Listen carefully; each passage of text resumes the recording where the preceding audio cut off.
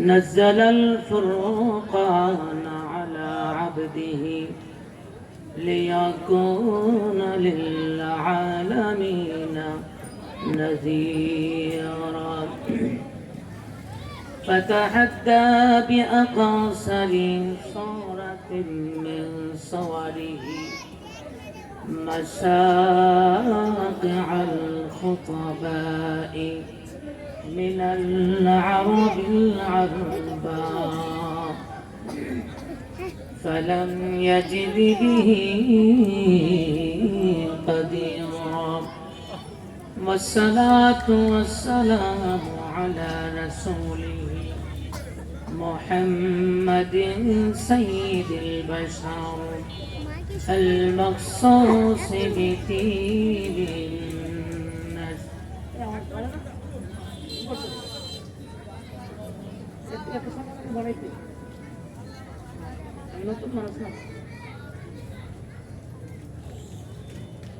وعلى آله وأصحابه دعاة الأنام وهداة الإسلام أما بعد فأعوذ بالله من الشيطان الرجيم সকলেই ভোগ ভরে সম্মিলিত কণ্ঠে মহব্বতে আওয়াজে আমার সাথে সবাই পড়েন ভাই বিসমিল্লাহির রহমানির রহিম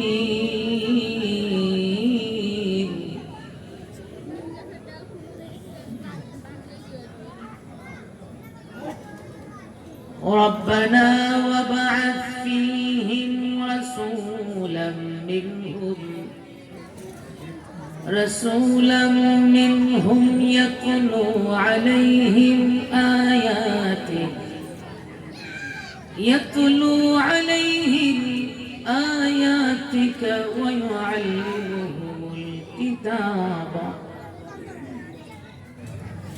ويعلمهم الكتاب والحكمة ويزكيهم إنك أنت العزيز الحكيم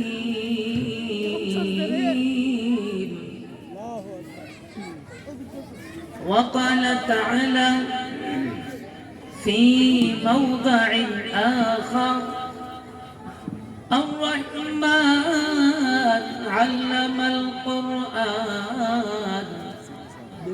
خلق الإنسان علمه البيان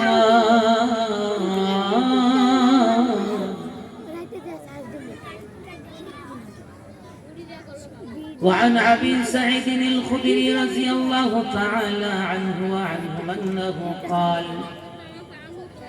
رسول الله صلى الله عليه وسلم كيف أنعم وصاحب القرن قد التقم القرن واستمع الحزن متى يؤمر بالنفخ فينفخه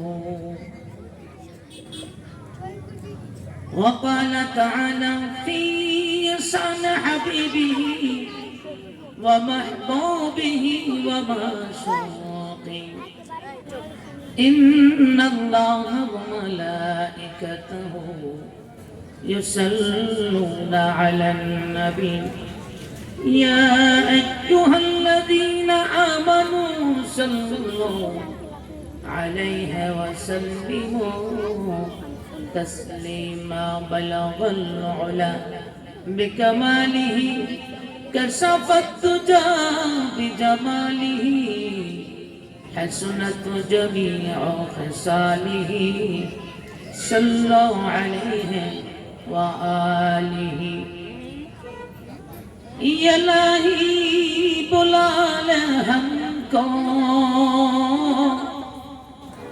दियार मदीना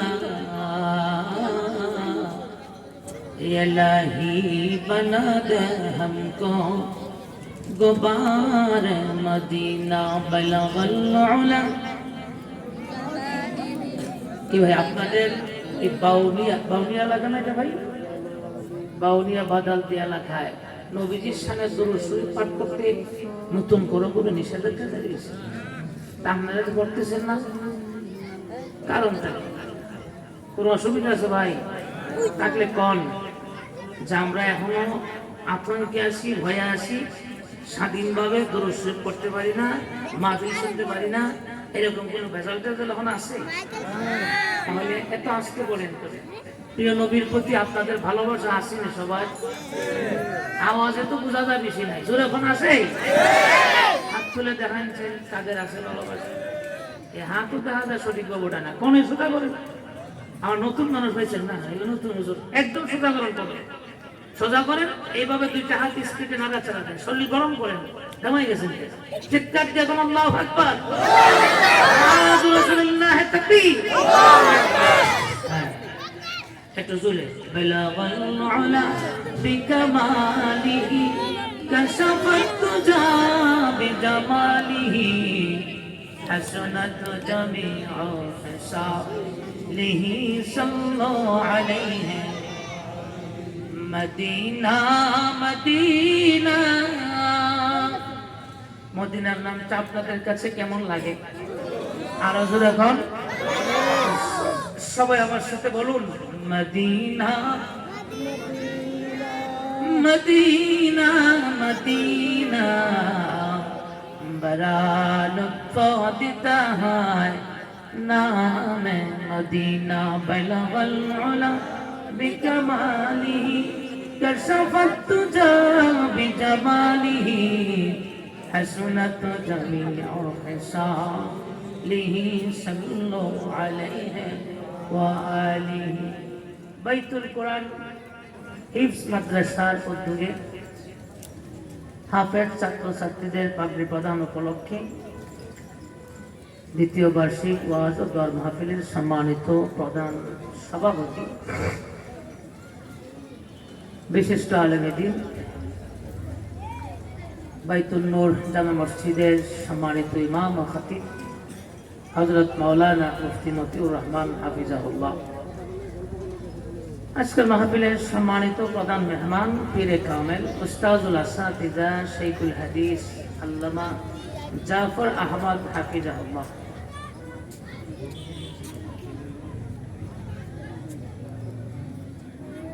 বাংলাদেশের সংখ্যাগরিষ্ঠ মুসলমানদের প্রাণের স্পন্দন নায়েবে নবী ওয়ারাসাতুল আম্বিয়া ওয়াজিবুল ইহতারাম দিগার হাজরাত উলামায়ে কেরাম, বাবার বয়সের মুরব্বিয়ানে ইজাম, দিনদার ইমানদার যুবক ভাইয়েরা, পর্দার আড়ালে অবস্থানরত আমার অত্যন্ত শ্রদ্ধেয় মা ও বোনেরা, স্কুল কলেজ মাদ্রাসার ছাত্র ভাইয়েরা, কৃষক শ্রমিক ব্যবসায়ী ভাইয়েরা, অতি আদরের কচি কচি সোনামণিরা, সর্বপ্রথমেই কালিমাতুর শুকর আদায় করছি মহান রব্বুল আলামিনের দরবারে, যিনি অত্যন্ত দয়া করে, মায়া করে, মহব্বত করে, দুনিয়ার সমস্ত ফিতনা ফাসাদ থেকে হেফাজত করে, দুনিয়ার সমস্ত গুনাহের পরিবেশ থেকে রক্ষা করে। বুঝে থাকলে বলুন তো ভাই, আজকের কোরআনী মাহফিলে, জান্নাতি মাহফিলে আমাদেরকে আসার মতো, বসার মতো ক্ষমতা কে দিয়েছেন? একটু জোরে সুরে আওয়াজ দিয়ে বলুন, কে দিয়েছেন? মনিবের দরবারে অন্তরের অন্তঃস্থল থেকে সম্মিলিত কণ্ঠে মহব্বতে আওয়াজে আকাশ বাতাস মুখরিত করে রব্বে কাবাকে খুশি করার লক্ষ্যে একবার কালিমাতুর শুকর আদায় করে জোরে সুরে বলি আলহামদুলিল্লাহ। মহব্বতে আওয়াজ আবারও বলি আলহামদুলিল্লাহ। ভাইরা, আমি আমার আলোচনা শুরু করার পূর্বেই অত্যন্ত বিনয়ের সাথে আপনাদের কাছ থেকে একটি কথা জানতে চাই। কথাটি হলো, কোরআন ও হাদিসের আলোচনা শোনার মতো আগ্রহ আরো আপনাদের আছে নাকি? সবাই একমত হয়ে বলে মাহফিল আরো কিছু সময় চলুক নাকি এখনো দোয়া হয়ে যাবে? সবাই এখনো সম্মিলিত ভাবে এক সঙ্গে সমস্যার আওয়াজ দিয়ে বলেন নাই ভাই। সবাই যদি একসাথে না বলেন তাহলে আমি আলোচনা শুরু করব না। কারণ আগে আপনাদেরকে একমত করতে হবে, কি বলেন ঠিক না? কারণ আপনারা সবাই একমত হচ্ছেন না, এর একটা কারণও আছে। আপনারা বলতে পারেন আমরা কেন বলছি না, একমত হইছি না, মাহফিল চলুক এই কথা বলি নাই, কেন বলি নাই? এটা তো একমাত্র আল্লাহ জানবেন, আপনি জানবেন কিভাবে? হ্যাঁ, আমি তো জানবো না, জানার কথা না। মানুষের অন্তর্যামী একমাত্র কে? আরো যেরকম। কিন্তু সারাটা দেশ ঘুরে, আজকে আমার এখানে কথা বলার কথা না, আমার মাহফিল ছিল প্রায় 250 কিলোমিটার দূরে। আপনাদের এই মসজিদের সম্মানিত ইমাম খতিব, দীর্ঘদিনের ইমাম খতিব, আমাদের জামিয়া ইমদাদিয়া আরবিয়া মাদ্রাসার সিনিয়র মুহাদ্দিস উস্তাদুল আসাতিজা, আমার অত্যন্ত কলিজার মানুষ হযরত মাওলানা মতিউর রহমান হাফিজাহুল্লাহ আমাকে ফোন দিলেন, হুজুর এই তারিখে একটা প্রোগ্রাম দেওয়া যাবে কিনা। আমি ভাবলাম উনি কোনোদিন আমাকে প্রোগ্রামের জন্য রিকোয়েস্ট করেন নাই। আবার বলছেন আমার মাহফিল, আমার মসজিদের পাশে একটা ছোট মাদ্রাসার মাহফিল, হঠাৎ করেই আয়োজন। আমি চিন্তা করলাম দেখি কি করা যায়। কিছুক্ষণ পরে ফোন দেয়া, ওইদিকে আলোচনা করে আপনাদের এই প্রোগ্রামটা দেওয়া। প্রিয় ভাইয়েরা, আপনাদের এখানে আমি হয়তো আমার জীবনের প্রথম আসছি এই জায়গায়, আরো আসছি ভাই। আপনারা যারা সামনে আসেন, যদি দলিপাড়ার দিকে যায় থাকেন, আমার বয়ান শুনেছেন, বা কেউ যদি ফেসবুক ইউটিউবে দেখে থাকেন, হয়তো আমাকে দেখছেন।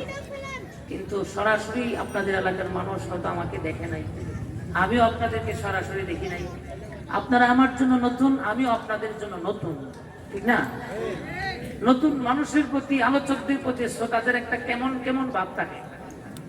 যদি ভাব না থাকতো, আজকে যদি আমি ময়মনসিংহে এই টাইমে বসতাম, তাহলে আমার এই মাঠ কিন্তু খালি থাকতো না। এটা কোরআনুল কারীমের বদৌলতে, আমার কোনো কৃতিত্ব না। যদি আজকে ময়মনসিংহ উত্তরবঙ্গে কোথাও বসতাম, আমি ছোট মানুষ, তাহলে এই মাঠটা এইভাবে খালি থাকতো না। আর ওই যে লোকজন ঘুরতেছে না, এই লোকগুলি ঘুরতেও না, চলে আসতো, কারণ এরা আমাদের চিনে না, আমি ওনাদেরকে চিনি না, কি বলেন ঠিক না? আর নতুন আলোচকদের প্রতি শ্রোতাদের কেমন কেমন ভাব থাকবে, এটাই স্বাভাবিক। আপনাদের কেমন কেমন ভাব আছে, এই কেমন কেমন ভাব থাকার কারণেই সবাই এখনো একমত হইতে পারেন নাই যে মাহফিল চলবে। কারণ আপনাদের ভিতরে একটা সন্দেহ আছে যে আমরা যা আগেই বলে ফেলবো মাহফিল চলবে, আপনি বক্তা সাহেব যে কতদূর চলবেন, এখনো তো এটা ক্লিয়ারই হয় নাই। তবে এটা, এই চিন্তা ভাবনা এটা আপনারা করা, এটা স্বাভাবিক। নতুন একজন আলোচকের প্রতি এরকম ভাব আসতেই পারে, কথা ঠিক না?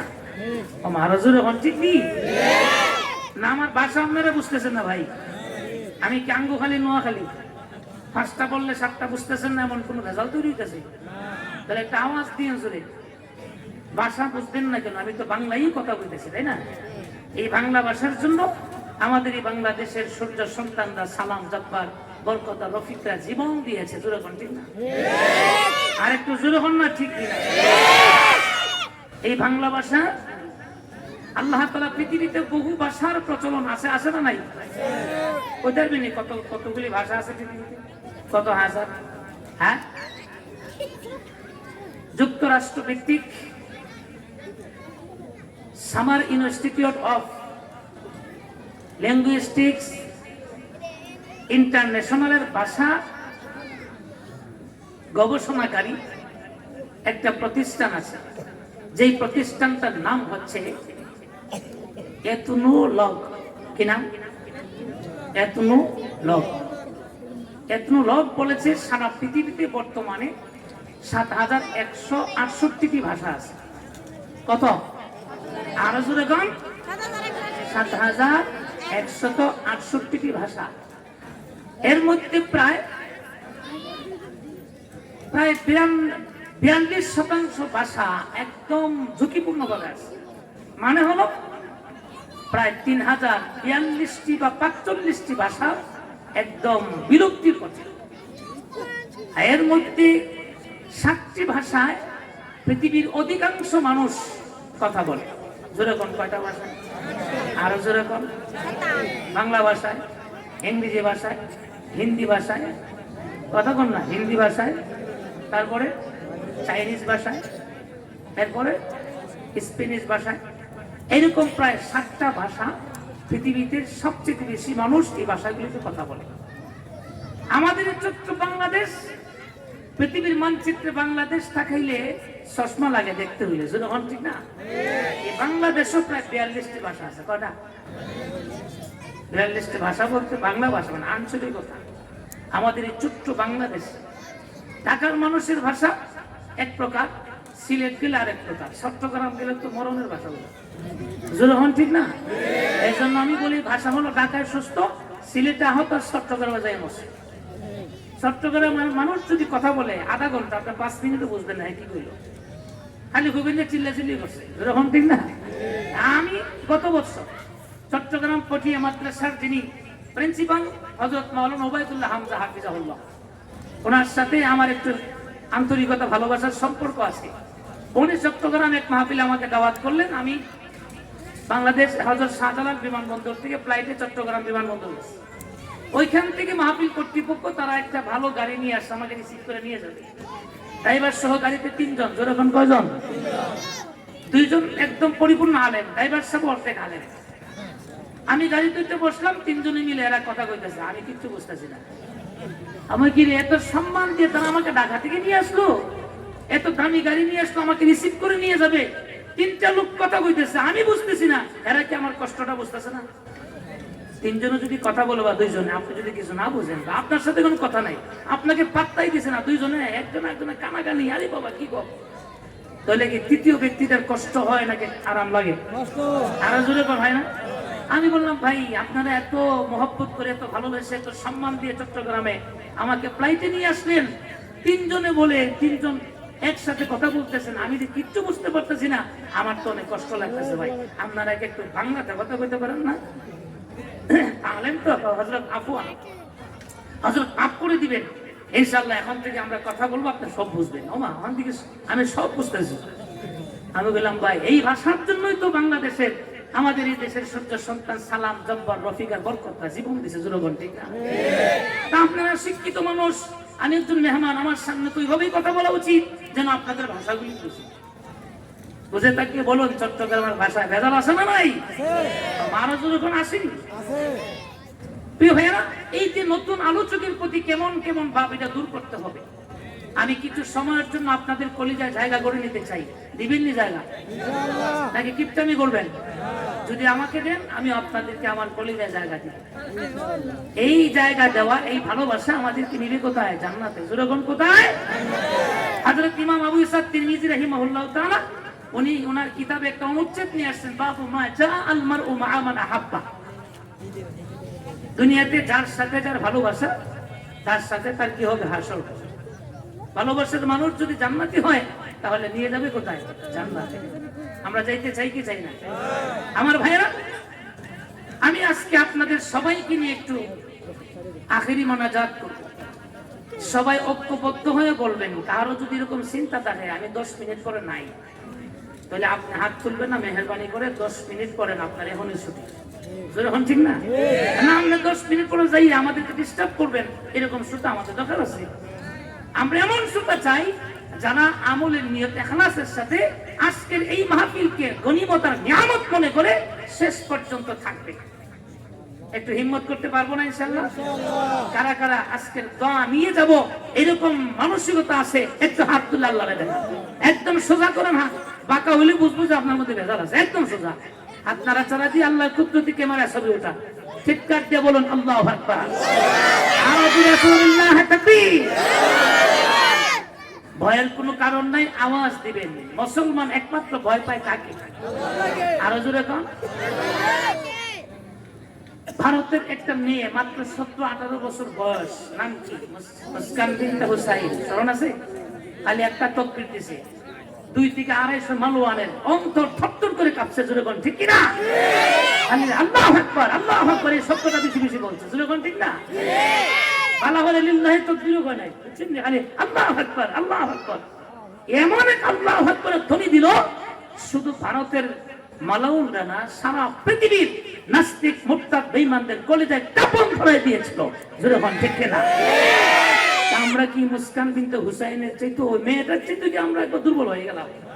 এই জন্য একটা আওয়াজ দিবা ইনশাল্লাহ। রাজি আছেন না? যুবকরা যারা আসো সবাই মিলে একটা আওয়াজ দিবা। দিবা তো ইনশাল্লাহ? আল্লাহ যেন সকলকে কবুল করেন, আমিন বলি। 21শে ফেব্রুয়ারি গেল না, আসতেছে সামনে। হ্যাঁ, আজকে হলো 20 তারিখ, আগামীকালকে 21 তারিখ, কিন্তু আরবি তারিখ কিন্তু 21 তারিখ শুরু হয়ে গেছে। যখন ঠিক কিনা? আরবিতে রাত আগে আসে না, আপনার সূর্য ডুবার সঙ্গে সঙ্গে তারিখ ঢুকে যায়, আর ইংরেজি তারিখ আসলে 12টা বাজতে পারে। যখন ঠিক না ঠিক? তো এই যে 21শে ফেব্রুয়ারি আজকে আমার মসজিদে, গতকালকে কিছু মুসল্লি বলল, হুজুর আপনি 14 ফেব্রুয়ারি নিয়ে কথা বললেন, 21শে ফেব্রুয়ারি নিয়ে কথা বলবেন না।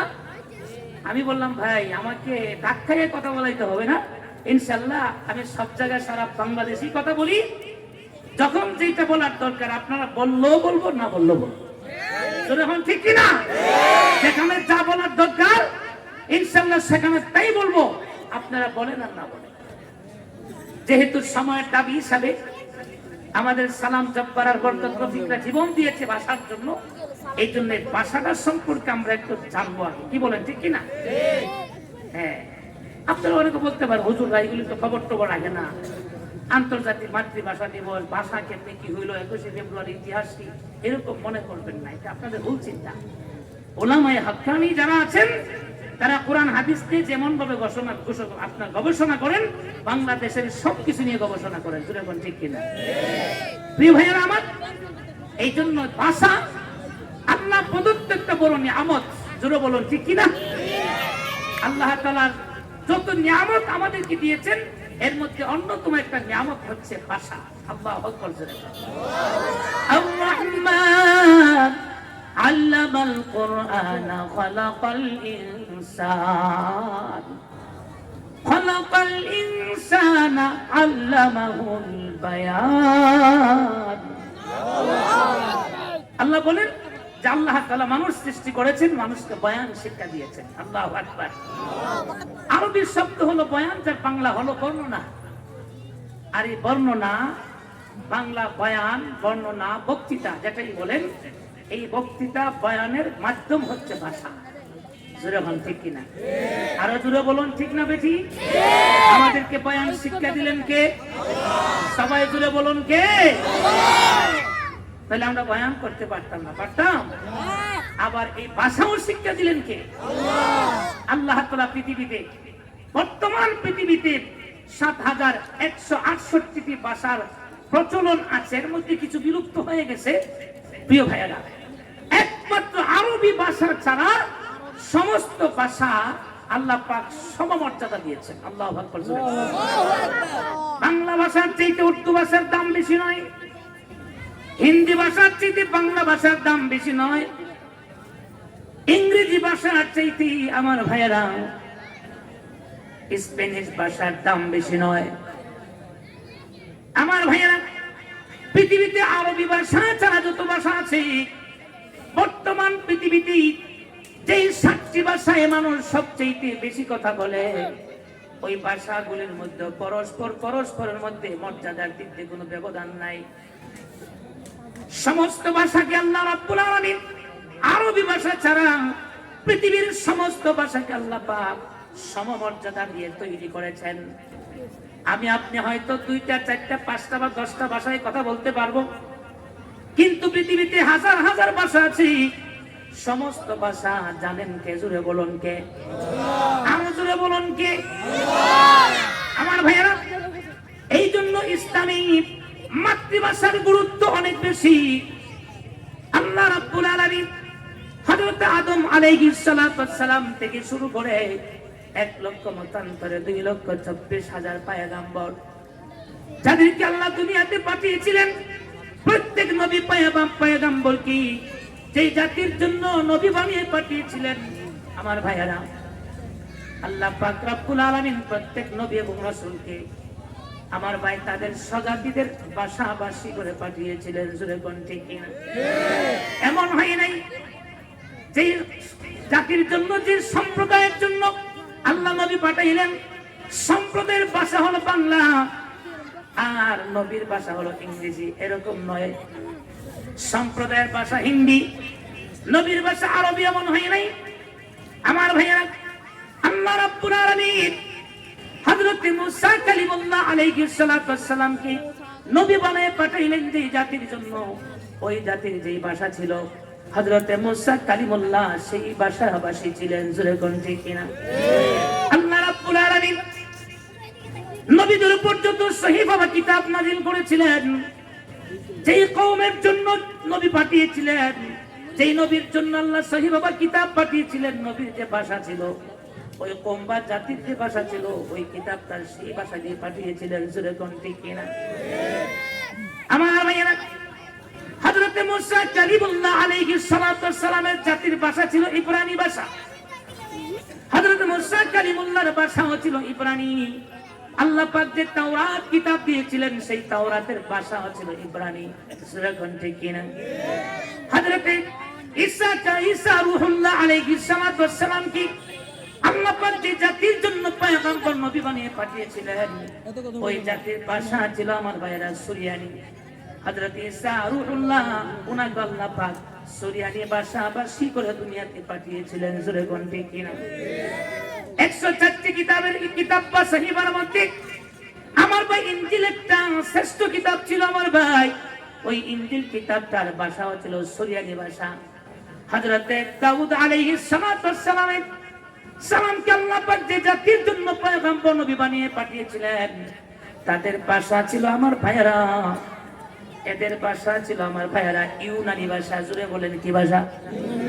হযরত দাউদ আলাইহিস সালাতু ওয়াস সালাম তিনিও ছিলেন ইউনানি ভাষাভাষী। আল্লাহ পাক ওনার উপর যে জাবুর কিতাব নাযিল করেছিলেন, এই জাবুরের ভাষাও ছিল ইউনানি। জুড়ে কোন ঠিক কিনা?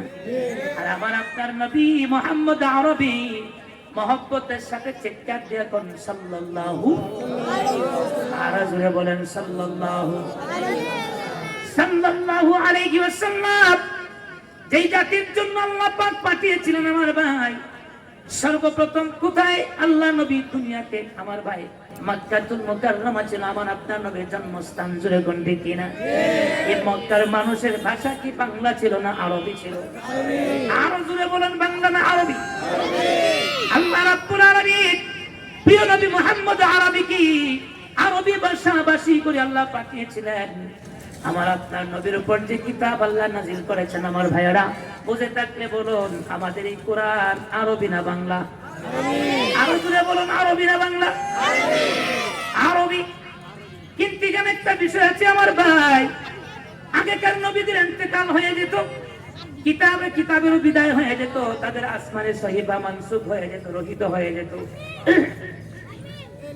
নবী দুনিয়াতে নাই, কিতাবও নাই। কিন্তু আমার আপনার নবী মুহাম্মদ আরবি দুনিয়া থেকে চলে গেছেন। আমি বাউনিয়া বাদালদির মানুষদেরকে জিজ্ঞেস করতে চাই, বুঝে থাকলে বলুন কোরআন কি বিদায় না কোরআন এখনো আছে? আরেকটু জোরে বলুন আসে না নাই? শুধু আসেই না, সংরক্ষিত ভাবে আছে। কিয়ামত পর্যন্ত সংরক্ষিত থাকবে, দায়িত্ব নিয়েছেন কে? আরো জোরে বলুন ইন্না নাহনু নাযালনা যিকরা ওয়া ইন্না লাহু লাহাফিজুন। আল্লাহ বলেছেন এই কোরআন আমি নাযিল করেছি, কোরআনকে সংরক্ষণের দায়িত্ব আমি আল্লাহ কুদরতি হাতে গ্রহণ করেছি। আল্লাহ তাওরাত নাযিল করে বলেন নাই তাওরাত আমি নাযিল করেছি, তাওরাত সংরক্ষণের দায়িত্ব আমার হাতে। ইনজিল আমি নাযিল করেছি, ইনজিল সংরক্ষণের দায়িত্ব আমি আল্লাহর হাতে। জাবুর নাযিল করেছি, এই জাবুর সংরক্ষণের দায়িত্ব আমার হাতে। আমি আল্লাহ আদম আলাইহিস সালাতু ওয়াস সালাম আমার পয়গম্বর আদমকে আসমানি 10টা সহিফা আমি দিয়েছি, এই 10টা সহিফার সংরক্ষণের দায়িত্ব আমি নিয়েছি। আল্লাহ বলেন নাই হযরত নূহ আলাইহিস সালাতু ওয়াস সালাম কি আল্লাহ রাব্বুল আলামিন 50টা সহিফা দিয়েছিলেন আমার ভাই? আল্লাহ বলেন নাই আমি নূহের উপর যে 50টা সহিফা নাযিল করেছি, এই 50টা সহিফা সংরক্ষণের দায়িত্ব আমি আল্লাহর। বলেন নাই জোরে কোন ঠিক কিনা? হযরত ইব্রাহিম খলিলুল্লাহ আলাইহিস সালাতু ওয়াস সালামের উপর আল্লাহ পাক আসমানি 10টা সহিফা নাযিল করেছিলেন। আল্লাহ বলেন নাই এই 10টা 30টা সহিফা সংরক্ষণের দায়িত্ব আমি আল্লাহ নিয়েছি। হযরত ইদ্রিস আলাইহিস সালাতু ওয়াস সালামের উপর আল্লাহ পাক 30টা সহিফা নাযিল করেছিলেন। আল্লাহ বলেন নাই এই 30টা সহিফা আমি আল্লাহ নাযিল করেছি, এই সহিফা সংরক্ষণের দায়িত্ব আমি আল্লাহ নিয়েছি, বলেন নাই। জোরে কোন ঠিক কিনা? একমাত্র কুরআনুল কারীম জালালউদ্দিন সুয়ুতী রাহমাতুল্লাহ আলাইহি বলেন আল্লাহ পাক 104টি সহিফা বা কিতাব দুনিয়াতে পাঠিয়েছেন। সমস্ত সহিফা কিতাবের মধ্যে সর্বশ্রেষ্ঠ কিতাবের নাম জোরে বলেন কি? কোরআন। আর জোরে কোন কি? একটা হাত, দুইটা হাত উঁচু করে আল্লাহরে দেখায় বলেন কি? জোরে কোন? কোরআন। আল্লাহ বলেন এই কোরআন আমি আল্লাহ নাযিল করেছি, এই কোরআন সংরক্ষণের দায়িত্ব জোরে বলেন কার হাতে? নবী দুনিয়া থেকে চলে গেলেন কিন্তু কোরআন আছে, এবং কোরআন যেইভাবে নাযিল হয়েছিল সেইভাবে আছে, কিয়ামত পর্যন্ত কোরআন সেইভাবে থাকবে। জোরে বলেন ঠিক কিনা? সেই কথা বলতেছিলাম, এই বাউনিয়া বাদালদের মুসলমানদেরকে যেটা বলতে চাই, ইসলামে মাতৃভাষার গুরুত্ব কম না বেশি? আল্লাহ রাব্বুল আলামিন ৭১৬৮টি ভাষার মধ্যে আরবি ভাষা ছাড়া সমস্ত ভাষাকে সমমর্যাদা দিয়ে আল্লাহ তৈরি করেছেন, কিন্তু আরবি ভাষা হলো সর্বশ্রেষ্ঠ ভাষা। জোরে কোন ঠিক কিনা? এটা এমন এক ভাষা, এই ভাষা দুনিয়াতেও চলবে, কবরও চলবে, হাসরও চলবে। জান্নাতও আরবি নাকি বাংলা? আরবি। আরো জোরে কোন আরবি না বাংলা? এখন আপনারা বলতে পারেন হুজুর আমরা তো বাংলা ভাষাভাষী, আমাদের ভাষা বাংলা, কবরে যদি আরবি চলে তখন তো কাইফা হালুকার অর্থ বুঝবো না। বোঝার জন্য চেষ্টাও করতে হবে না, কবরে যাওয়ার পরে আমার ভাই অটোমেটিক ভাবে আপনি আরবি হয়ে যাবেন। কথা কোন ঠিক কিনা? কিন্তু বুঝে থাকলে বলুন তো, ভাষা না বুঝতে বেজাল আসে না? আছে। আরো জোরে গাও। ডাক্তার সাহেব চিকিৎসা দিল, রোগী বুঝলো না, হের জ্বর ভালোই। আরো জোরে গাও। পেটলা রোগী, হের পেট সামনে 1.5 হাত বাড়ছে। জোরে হন কয়া? 1.5 হাত পেট সামনে বাড়ছে, ওজন হইল 200 কেজির উপরে। 600 কেজি? আপনাদের বাউনিয়া এলাকায় কি 200 কেজির মানুষ দেখছেন না আপনারা? 200 কেজি উপরে এর হলো ওজন, পেট বাড়ছে 1.5 হাত বা 2 হাত। কি ভালো অবস্থানে আছে নাকি এর উপর কিয়ামত নাযিল হইছে? কোনটা? বন্ধু বান্ধব বলে কি রে সবির আলী, তোর পেট তো 1.5 হাত 2 হাত সামনে আগাইছে, আর ওজন তো 200 কেজির উপরে। তাড়াতাড়ি স্বাস্থ্য নিয়ন্ত্রণ কর, পেট ছোট কর, ওজন কমা, না হলে তোর কিয়ামত আছে। এখন 25 সাল চলতেছে, 26 সাল আসলে কিন্তু তোর চলাফেরা কিয়ামত নাযিল হবে। তোর এখন ঠিক না? এখন ঠিকই একজন ভালো ডাক্তার দেখাইবার দরকার। উত্তরা যাইয়া ক্রিশ্চিয়ান হাসপাতালে, বুঝলেন না, উত্তরা ক্রিশ্চিয়ান হাসপাতালে যাইয়া একজন ভালো ডাক্তার দেখাইছে, স্বাস্থ্য বিশেষজ্ঞ যাইয়া এমন মুডা ডাক্তারের চেম্বারটা ঢুকে না, কোনোর পক্ষে যাইয়া খুঁজে হামাইছে। বুঝলেন না বোন আপনারা? আমার সিলেটি ভাষায় ঢুকাকে প্রবেশ করাকে সিলেটি আঞ্চলিক ভাষা হামানো কয়। যখন কি কয় দেখেন, শুদ্ধ ভাষা প্রবেশ করা সিলেটি কি কয়? হামানো। যখন ঠিক না? আরেক জায়গায় কবে হান্দানো। ভাষা মুহূর্তে মুহূর্তে চেঞ্জ হয়ে যায়। যখন ঠিক না? আমি কেমনি খুশি, এই বাংলাদেশে 42টি ভাষা চলতেছে। যখন কয়টা?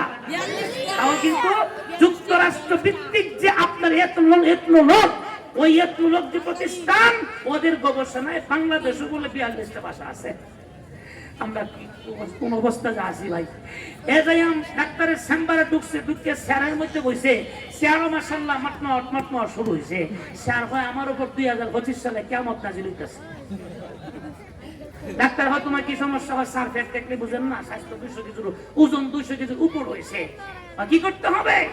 স্যার বন্ধু বান্ধব বলছে তাড়াতাড়ি আপনার কাছে আইসা স্বাস্থ্য কমাইতে হবে, ওজন কমাইতে হবে, এই জন্য আমি আসছি, আমার চিকিৎসাটা ওজন কমাইয়া দেন। ডাক্তার মুস্কি হেসে বলি, এটা কোন ব্যাপার হইলো? তুমি খাবার কমাইয়া খাইবা, খাবারটা নিয়ন্ত্রণ করবা, আমাদের যত বেজাল হবে খাবার থেকে। জোরে হন ঠিক না? এ ভাই আমি যত কথা বলতেছি তোমার আওয়াজ কমতাছে, বাড়তাছে না, আমার মাথাটা নষ্ট করো না। সুন্দর করে সাউন্ড সিস্টেমটা ঠিক করো, ভালো করে ঠিক করো, ভালো করে। আমি কিন্তু অন্য হুজুর, আমি যত কথা বলি আওয়াজ কমবে কেন? আমার কানে আওয়াজ আসতে হবে, সেই ব্যবস্থা করো। হ্যাঁ, আবার বক্স লাগাইছো, বক্সি বন্ধ নেই, চলতেছে। হ্যাঁ, চললে আমার কানে পাই, আমার কানে যায় না। আমার কাছে মনে হচ্ছে আমি একা, আপনারা কেউ নাই আমার সামনে। এই জন্য তুমি একটু ঠিক করো। আপনারা আওয়াজ বুঝতেছো তো ইনশাল্লাহ? যাই হোক, আপনারা বুঝলে চলবে, আমি না বুঝতে সুবিধা নেই। আমার বাইরে কিন্তু সাউন্ড সিস্টেম ভালো আছে আলহামদুলিল্লাহ, খুব খারাপ না বাইরে, কিন্তু ভিতরে সাউন্ড সিস্টেমটা সেটিং করতে পারে নাই। আমার ভাইয়েরা যেই কথা বলতেছিলাম, ডাক্তার বলতেছি মিয়া যত বেজাল হইলো খাবার থেকে, জোরে কোন ঠিক না? এটা তো আপনারা মেনে নিবেন ঠিক না? একমত হইবেন যে আমাদের যত সমস্যা এই খাবারের ভিতর থেকে তৈরি হয়, জোরে কোন ঠিক না? তুমি তোমার খাবার নিয়ন্ত্রণ করো স্যার, কেমনে? ওই সকালে 2টা রুটি খাইবা, একটু সবজি খাইবা, এত কম খাইয়া অভ্যাসটা। ডাক্তার এদিক দিয়ে কইতেছে, এদিক দিয়ে মিটার গরম হইতেছে। তারপরে দুপুরে 2 থেকে 3 কাপ ভাত খাইবা, একটু সবজি খাইবা। ডায়াবেটিসের রুগীরা ডাক্তাররা কয়ে দেয় তোমার জন্য খাবার কিন্তু আরাম আরাম, ভাত খেলে এতগুলি খাইবা, মানে যখন বলে তখন ডায়াবেটিসের রুগীরা দিকে সেটতে ফায়ার হয়ে যায়। আর কই কি এদিক কইতেছে না খাই এমন তুই রাত্রে 2টা রুটি একটু সবজি। কয় স্যার আপনি যেটা মৌখিক ভাবে কইছেন একটু সুন্দর করে প্রেসক্রিপশন করে। এখন ডাক্তার লিখতেছে 1 নম্বর ওষুধ সকালে 2টা রুটি একটু সবজি, 2 নম্বর ওষুধ হলো দুপুরে 2 থেকে 3 কাপ ভাত একটু সবজি, 3 নম্বর ওষুধ রাত্রে 2টা রুটি একটু সবজি লিখে সাইন কইরা মোটার হাতে প্রেসক্রিপশন দিয়ে দিয়েছে। আমার যা এক জায়গায় চেম্বার থেকে বাইরিয়া মোটামুটি 1-150 গজ দূরে যাওয়ার পর সর্বনাশ। আজকে যে আমি ডাক্তারকে বলতে জিজ্ঞেস করতে ভুলে গেছি, আর ডাক্তার এমন রোগী দেখতে মাথা গরম হয়ে গেছে, উনিও তো বলতে ভুলে গেছে। আজকে যে ডাক্তার খালি পেট ভরা পেট এই সাবজেক্টে কোনো কথাই কইলো না। অনেক সময় ডাক্তার বলে তোমাকে 4টা ওষুধ দিলাম, প্রথম 2টা খাবার আধা ঘন্টা আগে, পরের 2টা খাবার পরে। কি হয় না? না আপনাদের বাউনিয়াতিটা নাই মনে হয়?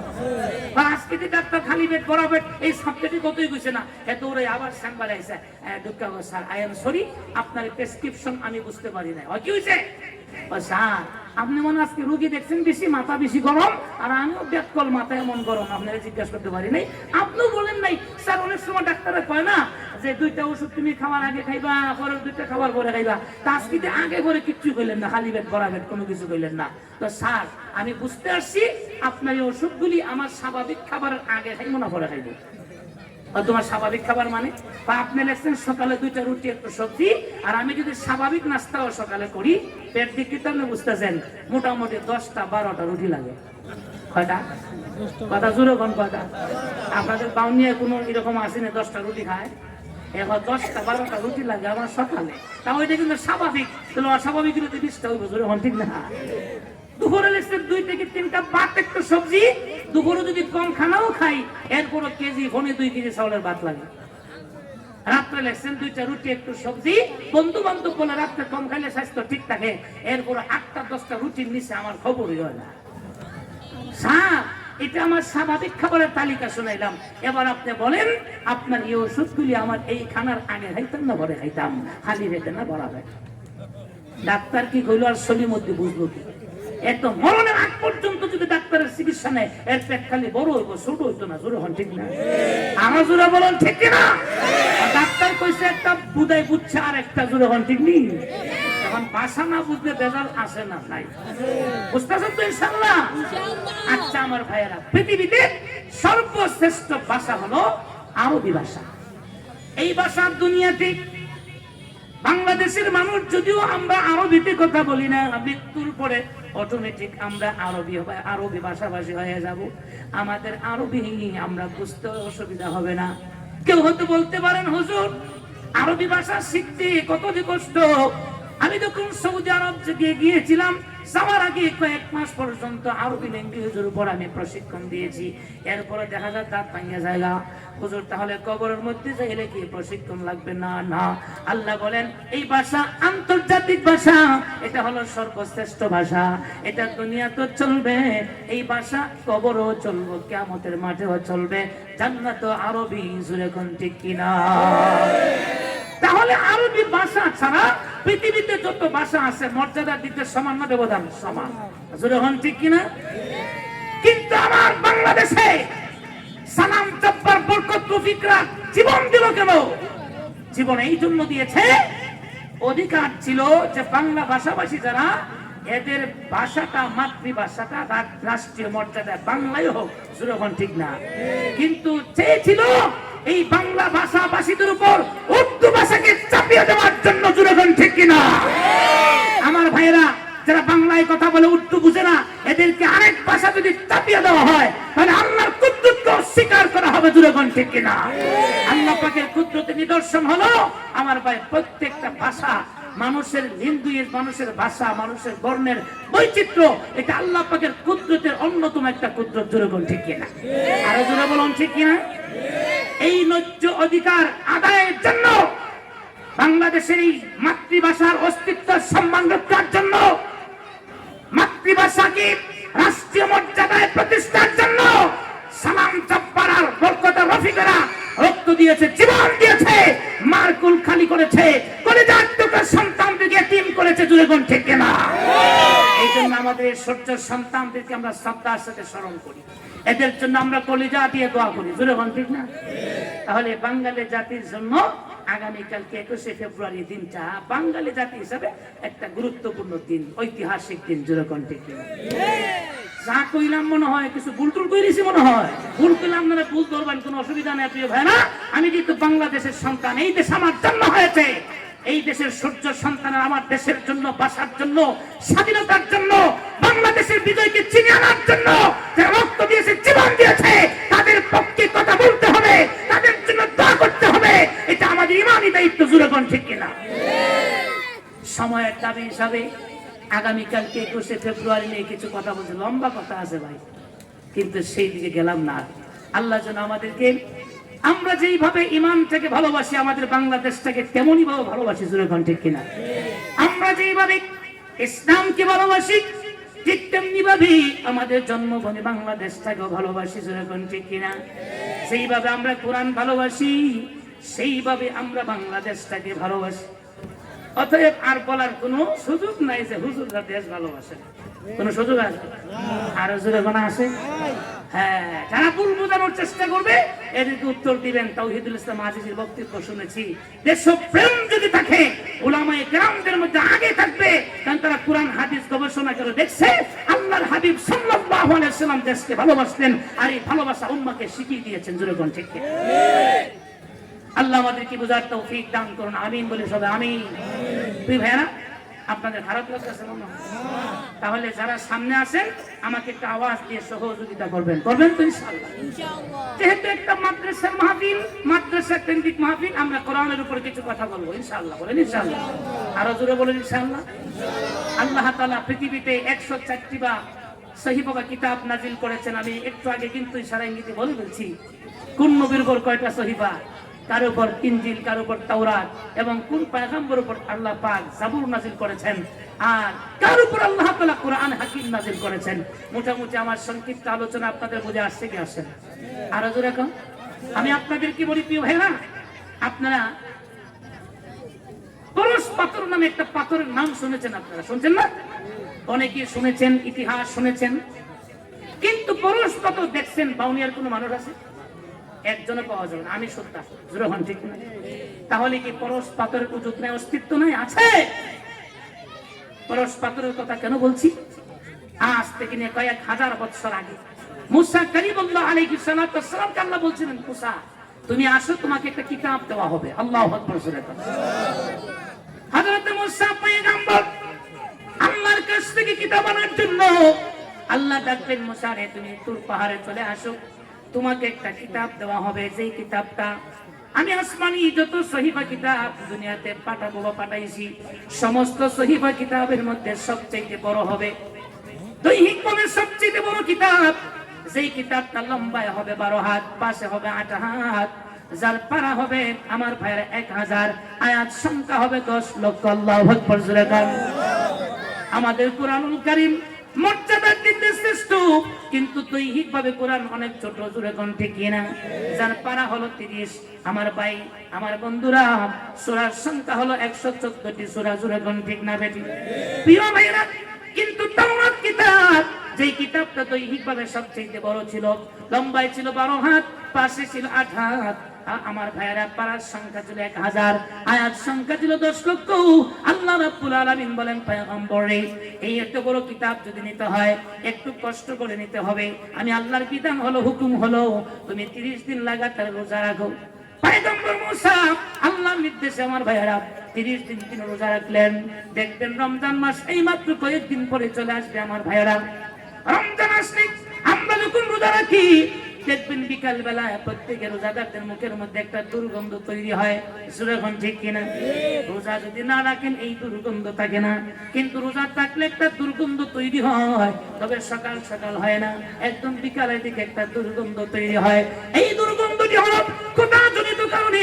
দীর্ঘ কয়েক ঘন্টা পর্যন্ত আমরা যখন ক্ষুধার্ত অবস্থায় থাকি, এই ক্ষুধাজনিত কারণে একটা দুর্গন্ধ তৈরি হয়। আল্লাহ বলেন, যদিও আমার বান্দা বান্দির কাছে, রোজাদারদের কাছে এটা দুর্গন্ধ, আমি আল্লাহর কাছে এটা দুর্গন্ধ নয়। খালুফা ফামিস সাইমিন আতিয়াবু ইনদাল্লাহি মিন রিহিল মিসকি। আল্লাহু আকবার। আল্লাহ রাব্বুল আলামিন হাবিব বলেন, আল্লাহ রাব্বুল আলামিন বলেন, এই দুর্গন্ধ রোজাদারদের মুখের দুর্গন্ধ, এই দুর্গন্ধটা ক্ষুধাজনিত কারণ হয়েছে। এই দুর্গন্ধটা যদিও মানুষের কাছে দুর্গন্ধ, আমি আল্লাহর কাছে সুগন্ধ। জোরে কোন ঠিক কিনা? পয়গম্বর মুসা আলাইহিস সালাতু ওয়াস সালাম আমার ভাইয়েরা 30 দিন রোজা রাখার কারণে মুখের মধ্যে দুর্গন্ধ তৈরি হয়ে যায়। গাছের ডাল ভেঙে মিসওয়াক শুরু করলেন। ওই যে হুজুর একটু আগে বললেন, মিসওয়াকের দ্বারা অনেক ফায়দা হয়, মুখ পরিষ্কার হয়, মারজাতুল রব হয়, আল্লাহর সন্তুষ্টি অর্জন করা যায়। হুজুর বলে কি বলছে কি বলে না? মিসওয়াক করার দ্বারা দুর্গন্ধ দূর হয়ে যায়। পয়গম্বর মুসা আলাইহিস সালাতু ওয়াস সালাম যখন গাছের ডাল ভেঙে আমার ভাইয়েরা মিসওয়াক শুরু করে দিলেন, আল্লাহ বলেন, ও পয়গম্বর মুসা, তোমার মুখের দুর্গন্ধ যদিও তোমার কাছে দুর্গন্ধ, আমি আল্লাহর কাছে সুগন্ধ। আল্লাহু আকবার। কেন তুমি এমন করলা? এই জন্য আরো 10টা রোজা রাখতে হবে। এই 10টা তোমার জন্য জরিমানা, তোমার জন্য শাস্তি। 40টা রোজা পয়গম্বর মুসা রাখার পরে আল্লাহ পাক, বন্ধুরা আমার, আল্লাহ পাক নিজের হাতের লেখা তাওরাত কিতাব আল্লাহ মুসা পয়গম্বরকে দিলেন। দিয়ে বললেন, পয়গম্বর খুশি না বেজার? মুসা আলাইহিস সালাতু ওয়াস সালাম বলেন, এত বিশাল কিতাব, লম্বায় 12 হাত, আটে হলো 5 হাত, পাশে হলো 8 হাত। আমার ভাইয়েরা, যেই কিতাবের আয়াত সংখ্যা হলো আমার 10 লক্ষ, পারা হলো 1000। পয়গম্বর মুসা মুস্কি হেসে বলেন, আল্লাহ, এত বড় কিতাব পাইয়া কি আবার বেজার থাকা যায়? আমি তো অনেক খুশি। আল্লাহ বলেন, যেহেতু খুশি হয়েছো, তাহলে আমি আল্লাহ পাকের একটা অর্ডার মানতে হবে। এই বিশাল কিতাবটাকে তুমি গিলাফ লাগাও। গিলাফ বুঝেন তো আপনারা? তবে গিলাফ লাগাই পাশে দুনিয়ার কাপড়টা লাগালে হবে না। এই কিতাবের গিলাফ যদি লাগাইতে হয়, স্বর্ণ দিয়ে লাগাইতে হবে। পয়গম্বর মুসা আলাইহিস সালাতু ওয়াস সালাম বলেন, আল্লাহ, কিতাব পেয়ে তো খুশি হলাম, মলাট গিলাফ লাগানোর জন্য বলছেন, তাও খুশি ছিলাম। ভাবছিলাম পাউলিয়া বাজার থেকে 30, 40, 50 গজ কাপড় কিনে আমি গিলাফ লাগাই ফেলবো, কিন্তু এখন বলছেন, আল্লাহ, স্বর্ণ দিয়ে গিলাফ লাগাইতে হবে। আমি পয়গম্বর মুসা তো স্বর্ণ পাবো কোথায়? আল্লাহ বলেন, পয়গম্বর তুমি টেনশন করো না, নির্দেশ যেহেতু আমি আল্লাহ দিয়েছি, বুঝে থাকলে বলুন সহজ করে দিবেন কে? কাছ থেকে নারা জোরে বলুন কে? আল্লাহ বলেন, আমি তোমাকে সহজ করে দিব। পয়গম্বর মুসা টেনশনের কোনো কারণ নেই। আমার ভাইয়েরা, সেই দিন তাওরাত কিতাবের সাথে আল্লাহ রাব্বুল আলামিন জান্নাতে একটা পাথর দিয়েছিলেন। ওই পাথরটাকে বাংলায় বলে পরশ পাথর, আরবিতে বলে কিমিয়া। আল্লাহু আকবার। আমার ভাইয়েরা, আল্লাহ রাব্বুল আলামিন বলেন, পয়গম্বর, আমি তোমাকে যে পরশ পাথরটা দিয়েছি, আরবিতে কিমিয়া দিয়েছি, এই পরশ পাথরটা অত্যন্ত কুদরতি, অত্যন্ত কুদরতওয়ালা পাথর, অত্যন্ত তাকতওয়ালা পাথর। এই পাথরের ভিতরে আমি আল্লাহ এমন শক্তি, এমন ক্ষমতা, এমন কুদরত ঢুকাইয়া দিয়েছি। এই পাথরের কাজ হলো নিম্নমানের জিনিসকে মর্যাদায় পৌঁছায়া দেওয়া। মশারি, এই পাথরটা যদি তুমি লোহার মধ্যে কাজ করো, দেখবা লোহাটা মুহূর্তের মধ্যে স্বর্ণ হয়ে যাবে। সুবহানাল্লাহ। আরেকদিন বলবেন নাকি? আগামীকাল শুক্রবার 21শে ফেব্রুয়ারিতে সবাই সুবহানাল্লাহ বলবেন নাকি? নাকি আপনারা রাগ করে নিয়েছেন? হ্যাঁ, নাকি আওয়াজ শক্ত হয়ে দিয়েছেন? নৌকার ধানের শেষে মিছিল করবেন? হ্যাঁ, নৌকার মিছিল যে কবে করতে পারবেন এটা আল্লাহই ভালো জানে। জোরে হন, ঠিক না? আর ধানের শেষের বাইরে খুশি হওয়ার কোনো কারণ নাই।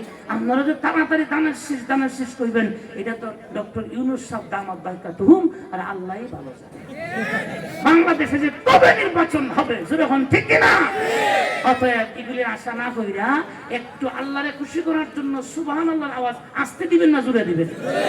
একটা হাত উঁচু করে জোরে বলেন সুবহানাল্লাহ। জোরে বলেন সুবহানাল্লাহ। তবে অনেকে বেজার হইতে পারে হুজুর, অনেকে নির্বাচন আসলে তো আমরা নৌকা দানের শেখারে সাতটা করে লাঙ্গল হইতে হইতে মুখের মধ্যে ফেনা ওটা এলাই জুড়ে হন ঠিক না? ওরে বাবা, এরে যদি 10 টাকাতে একটা শাখা হইতে পারেন, 5 ঘন্টা নৌকা হয়, জুড়ে হন ঠিক না? আর যদি 50 টাকাতে 4টা কফি খাওয়া হইতে পারেন, নিমক হারাম কি গো জানেন? ও দানের নৌকা ভুললাম, এবার দানের শীষ, জুড়ে হন ঠিক না? হ্যাঁ, দেখা যায় পরের দিন দানের শীষ বাদ দিয়া এর 7টা করে লাঙ্গল নিয়ে বাড়িছে, তাও মিছিলের সামনে গিয়ে ভাল্লা হল লাঙ্গল। বাউনিয়া বাদাল দিন মানুষ হেরে বেড়ায় করছে, এই বেটা তুই যে গতকালকে দেখলাম কয়েক ঘন্টা নৌকা কইলে রে, এরপরে দিকে সুর পাল্টায় ধানের শেষ কইলে আজকে তুই লাঙ্গল নেই বাইরে, কারণ কি ভাই? কারণ আছে রে, কারণ আছে। ওই কি কারণ করতিবে? তোর অবস্থা খারাপ করে দিব। কারণ তোমরা তো জানো রে ভাই, আমার কেন কষ্ট দিতেছ, এই কারণ তো সবাই জানে, নির্বাচনে যে কি হয়, যখন ঠিক না?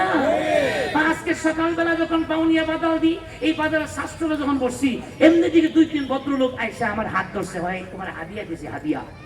আমি জিজ্ঞাসা করলাম তোমরা কোন পার্টি করো, তোমরা কি দানের সিস্টেম নৌকা না লাঙ্গল পরিচয় দাও? হয় যে আমরা লাঙ্গলের লোক। কিসের লোক? দেখা যায় হাতটা খুলছি, 1000 টাকা নতুন নোটটা গেলাইছে। এই নোট পাইয়ে আমি যে কোন সময় নৌকা ভুলছি আর দানের শেষ ভুলছি আমি নিজে বইতে পারি না। জোরে হন, এরকম পাগলা আছে না? আপনাদের বাউনিয়া বাদাল দি মনে হয় নাই? আছে, সারা বাংলাদেশি ভরা। জোরে হন, ঠিক নেই? এই জন্য আজকে একটু আল্লাহরে খুশি করার জন্য একটু আওয়াজ দিবেন তো ইনশাআল্লাহ? যুবকরা রক্ত গরম হয়ে গেছি, আল্লাহ পাক সবাইকে কবুল করুন, সকলকে না। আল্লাহ বলেন, পয়গম্বর চেহারাটা তোমার মলিন দেখলাম, তুমি ভাবতেছিলে এত চমৎকার একটা কিতাব পাইলাম, এত বড়, এত লম্বা, এত বিশাল কিতাব পাইলাম, তুমি অনেক খুশি হলে। আমি যখন নির্দেশ দিলাম মুসা তুমি স্বর্ণ দিয়ে গিলাফ লাগাও, চেহারাটা মলিন করছো, আমি আল্লাহ তোমাকে সহজ করে দিলাম। এই যে পাথরটা তোমাকে দিয়েছি, এই পাথরটা দিয়ে তুমি একটু লোহার মধ্যে টাচ লাগাইবা, একটু ছোঁয়া লাগাইয়া দিবা, দেখবা মুহূর্তের ভিতরে লোহাটা স্বর্ণ হয়ে যাবে। আল্লাহু আকবার। এখন ধরো আপনার লোহার কেজি 90 টাকা, 100 টাকা। আমি তো ব্যবসা করি না, জানি না, হয়তো কম বেশি হতে পারে আমার ভাইয়েরা। ওই লোহা যদি স্বর্ণ হয়, কেজি কি 100 টাকা হইব?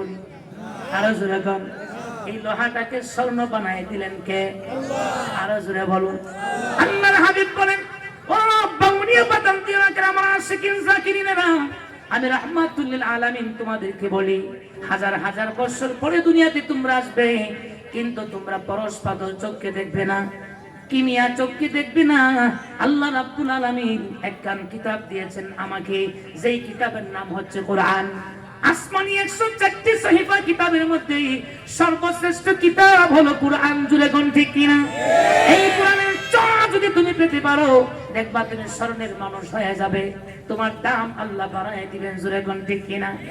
হযরত আবু বকর সিদ্দিক আমার ভাই, কোরআনের ছোঁয়া পাওয়ার আগে, আল্লাহর নবীর সংস্পর্শ পাওয়ার আগে কোনো দাম ছিল না, কোনো মর্যাদা ছিল না। হযরত ওমর রাদিয়াল্লাহু তাআলা আনহু, কোরআনের ছোঁয়া পাওয়ার আগে আমার ভাইয়েরা কোনো দাম ছিল না, কোনো সম্মান ছিল না।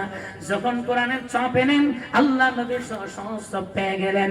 আল্লাহ রাব্বুল আলামিন এই কোরআনের ছোঁয়ার কারণে আবু বকর সিদ্দিক হয়ে গেলেন নবী এবং রাসূলের পরে উম্মতের মধ্যে শ্রেষ্ঠ মানুষ। যখন ঠিক কিনা?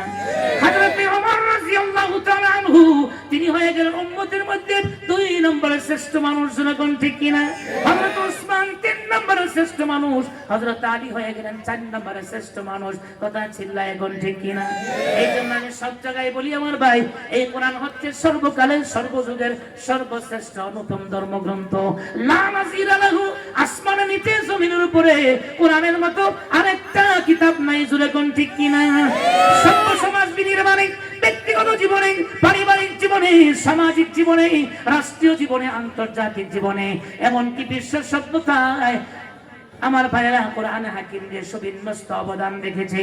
কোরআন ব্যতিরেকে পৃথিবীর অন্য কোন ইসলাম, অন্য কোন ধর্মগ্রন্থ আজও পর্যন্ত রাখতে পারে নাই, কিয়ামত পর্যন্ত পারবে না, পারবে না। চিৎকার দিয়ে জুড়ে বলুন ঠিক কিনা? দুঃখের বিষয় হলো সত্য যে যেই কোরআন মানুষের জীবন পরিবর্তন করে ফেলে, যেই কোরআনের ছোঁয়া যদি কোনো বাটপার পায়, ওই বাটপার আল্লাহর ওলি হয়ে যায়। কোরআনের ছোঁয়া যদি কোনো সুদখোর, ঘুষখোর আর মদখোর যদি পায়, ওই সুদখোর, মদখোর তার আল্লাহর ওলি হয়ে যায়। জুড়ে কোন ঠিক কিনা? কোরআনের ছোঁয়া যদি কোনো চোরের গায়ে লাগে, টাকা সন্ত্রাসের গায়ে লাগে, ওই চোর টাকা সোনার মানুষ হয়। জুড়ে কোন ঠিক কিনা?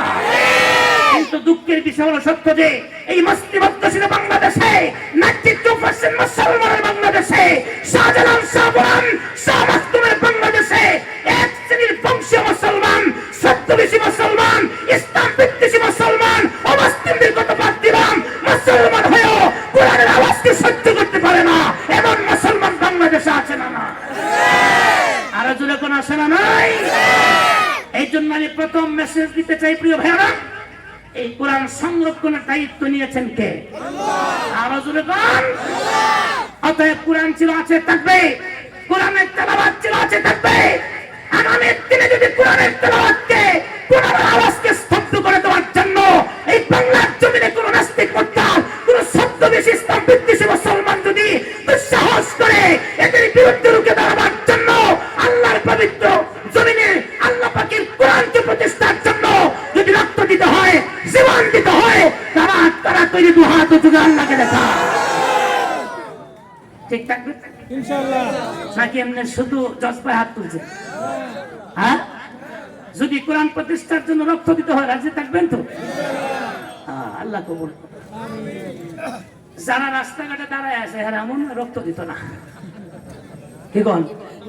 ওনারা মনে মনে ভাবতেছে হুজুর আমরা খুব চালাক, আমরা যেহেতু ফ্যান্ডেলের ভিতরে ঢুকতেছি না, হাত যদি তুলি তাও দেখবেন না, হাত যদি নাও তুলি তাও আপনি দেখবেন না। তো মনে রাখবেন আমাদের শোক কিন্তু 4টা, জোরে হন কয়টা? 2টা, কিন্তু ভিতরে আর 2টা বাইরে, জোরে হন ঠিক না? ভিতরেরটাতে না দেখলে বাইরেরটাতে কিছু কিছু দেখা যায়, জোরে হন ঠিক না? আল্লাহু আকবার, জোরে বলুন আল্লাহু আকবার। আমরা সবাই একমত হতে হবে প্রিয় ভাইরা। আমি জিজ্ঞেস করি এই বাউনিয়া বাদালতি এলাকার মানুষের জন্য, আমি তো মনে করি আজকের এই মাদ্রাসার মাহফিল তাদের জন্য বিরাট নিয়ামত, জোরে বলুন ঠিক কিনা? এখনো যারা নিয়ামতকে হাতছাড়া করেছেন আমি মনে করবো না আপনি বুদ্ধিমান, জোরে বলুন ঠিক না? এই সমস্ত যুবকরা এখন নিয়ামতকে হাতছাড়া করেছো, আমি মনে করবো না তুমি একজন যুবক বুদ্ধিমান, কথা বলুন ঠিক কিনা?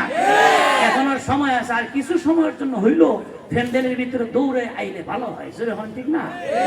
এই জন্য সবার জন্য একটা দোয়া, আল্লাহ যেন যারা ফ্যান্ডেলের ভিতরে আছে, যারা এখনো ফ্যান্ডেলের ভিতরে আইসে না, হেরা রেখে বাদ দিতাম নি, আরো জোরে হন বাদ দিতাম নি। আপনারা দয়া আছো। আমি ময়মনসিংহের মাহফিলে বলছিলাম রাত্র বাজে 2টা, আপনাদের সবাই বই হয়ে ঘুমাইতেছেন, তা আপনাদের জন্য একটা দোয়া করে লাই। কিন্তু যারা এখনো ফ্যান্ডেলের ভিতরে নাই, হেরা গিয়েছি গা, হেরা রেখে বাদ দিতাম নি, 2 দিন হলে বাঁধতেন। আমার কেন ভাই তো রাগ করছেন কেন? আমরা সবাই বই রয়েছি, এরা গেলু কেন? এরা কেন গেছি গা, এরা বাঁধতেন হুজুর। আমি বললাম না ভাই, এটা আসলে আমরা গীত থেকে কোন নাই, মানে এটা মহব্বতের একটা রাগ আছে না, এই মহব্বতের রাগটা দেখাইছেন, হুজুর বুঝতে লাইছেন এটি আসল কারণ। কিন্তু আপনারা তো এই মহব্বতের রাগও দেখান না, একটু দেখাইলে ভালো হইতো, দেখতেন হেরা দৌড়ে এইতো, জোরে হন ঠিক না? এই জন্য আমি যাদের কানে মাইকের আওয়াজ পৌঁছতেছে এই এলাকার যুবকরা, আমি সারা বাংলাদেশে যুব সমাজকে লক্ষ্য করে কিছু কথা বলি, আজকেও বলবো। এই জন্য যাদের কানে মাইকের আওয়াজ পৌঁছতেছে প্রিয় ভাইরা, আজকের এই বাইতুল কোরআন হিফজ মাদ্রাসার উদ্যোগে এই মাহফিলকে গনিমতের নিয়ামত মনে করে সময় নষ্ট না করে 10টা মিনিটের জন্য হইলো ফ্যান্ডেলের ভিতরে আসেন, কি বলেন ঠিক কি না? যদি আসেন 1 মিনিট টাইম দিলাম, আপনাদের সহজ দোয়া আল্লাহ যেন যারা ফ্যান্ডেলের ভিতরে আছেন, যারা এখনো আসতেছে না আইতাছে, দোকানদার বাইরা সহ দোকান বন্ধ করে একটু বয়ে যান গা। ব্যবসাদার জীবনে বহু করছেন, একটা দিনের জন্য কিছু সময় দোকান বন্ধ রাখলে ইনশাআল্লাহ এই ব্যবসায় বরকত দিবেন কে? আল্লাহ। আর জোরে কোন কে? আল্লাহ যে বরকত দেন, বিশ্বাস আমাদের আছে না নাই? আমি খোদার কসম করে বলতে পারি, এই বাউনিয়া বাদালতির যুবক যারা ব্যবসায়ী ভাইরা আছেন, আধা ঘন্টার জন্য আজকে দোকানটা বন্ধ রাখুন। আল্লাহ পাকের কথা যদি সত্য হয়, আমার নবীর কথা যদি সত্য হয়, আধা ঘন্টা দোকান বন্ধ রাখলে ইনশাআল্লাহ 12 ঘন্টার বরকত আল্লাহ আগামীকালকে দিতে পারেন। জোরে কোন ঠিক কিনা? এই জন্য সবাইকে বলছি আজকের মাহফিলকে নিয়ামত আর গনিমত মনে করে আসুন। সবার জন্য দোয়া, আল্লাহ যেন আজকে এই বাইতুল কোরআন হিফজ মাদ্রাসার মাহফিলকে উসিলা করে যারা ফ্যান্ডেলের ভিতরে আছেন, যারা বাহিরে আছেন, পর্দার আড়ালের মা বোন সহ আল্লাহ যেন সবাইকে আল্লাহ ওলি বানাইয়া দেয়। বুঝছি এখন দেখা গেছে ময়মনসিংহে এক জায়গায় ওলির দোয়া করতে যাই বিপদে বসছিলাম। আমি কই আল্লাহ এরা সবাই ওলি বানাইয়া দাও, এমনি দিকে চাষা একটা লাভ দেখা রে হুজুর, আল্লাহর ওলি হইলে ভেজাল আছে। আমি কইলাম চাষা এটা কি কইলো, কোন দেশে আইলাম রে ভাই, ভেজাল কিসের ভেজাল? এমনি দিকে এক দুজন আঙ্গুল দেয় ইশারায় গুতায় দেয় চাচার মাথার দিকে ইশারা দেয় হুজুর আল্লাহর ওলি হওয়ার মধ্যে কোনো বেসাল নাই এলার মাথার মধ্যে ডিস্টার্ব আছে ঠিকই দেখলাম ডিস্টার্ব একটু করবো খাড়িয়ে যাবে হুজুর আবার বইয়া যাবে মানে একা একা চিল্লায় আসে না এরকম যারা একা একা কথা বলে কোনো শ্রোতা নাই কোনো মানুষ নাই এরা কি কয় আরো জোরে কন হাগল কি কয় না পারলে হাগল কয় হ্যাঁ তো এরকম হাগলই মনে করছে ভাবলাম যে উনি হাগলামি করুক আমরা এই দিকটা আঁকড়িতে থাকি চিন্তা করলাম কি এতগুলি মানুষ কেউ আমিন কোনা জুড়ে আমি দোয়াটা ঘুরাইয়া করি খালি একটু দোয়া ঘুরাইয়া করছি দিকে আমিনের ঠেলা আমার গরম হয়ে গেছিল বলছি আল্লাহ আমি এত কষ্ট করে বিমানবন্দর থেকে ময়মনসিংহ আসছি আমি এর লাগে দোয়া করতেছি এরা কেউ আমিন কয় না তোমার লইতে চায় না তো একটা কাম করো ঢাকা গুলশানের মতো জায়গা এদের এক একজনকে 10 তলা বিল্ডিং এর মালিক বানায়া দেও আমি দেও হইয়া দেও শব্দ শেষ করতে পারি নাই টানাটানি কোটাগুটি শুরু হয়ে গেছে এই বেটা আমিন কত তাড়াতাড়ি বলে আমিন করলে কি হইব 10 তলা কয় তলা যেগুলি মঞ্চের সামনে ঘুমাই শুনে ঠ্যাঙ্গ দুইটা টান পাশে ওঠ বেটা তাড়াতাড়ি আমিন কর একটা শিখতে ভাই বেটা টান চুপ কেন বেটা রাগ করিস তো হুজুর দোয়া করছে 10 তলা হয় তলা দেখি যে হ্যাঁ 1 মিনিটের ভিতরে মাঠ পুরো গরম হয়ে গেছিল আমিনের ঠেলা আচ্ছা বলেন তো ঢাকা শহরে 10 তলা বিল্ডিং এর মালিক হওয়া বেশি ভালো না আল্লাহর ওলি হওয়া ভালো আর যুবকরা কথা বলে কোনটা ভালো সবাই একটু আস্তে আমিন করবেন না জোরে করবেন আপনাদের স্বাধীনতা আপনাদের ইচ্ছা আমি দোয়া করি আল্লাহ যেন আজকের এই মাহফিলকে আপনাদের এই মসজিদের দীর্ঘদিনের সকল ইমাম আর খাতিব এই এলাকার সবচেয়ে বড় নেতা আপনারা মনে রাগ করলেছেন সর্বনাশ হুজুরের মাদ্রাসার উস্তাদ দীক্ষা হুজুর কইল ওনার নেতা আমি যে এলাকার নেতা এটা হুজুর কইল টইল না হ্যাঁ না আপনি নেতা ভরে ইমাম সাহেব হলো আগে নেতা জোরে হন ঠিক কিনা এটা কি আমার কথা না আল্লাহর কথা এটা কি আমি তাওহীদুল ইসলাম আজিজের কথা না নবীর কথা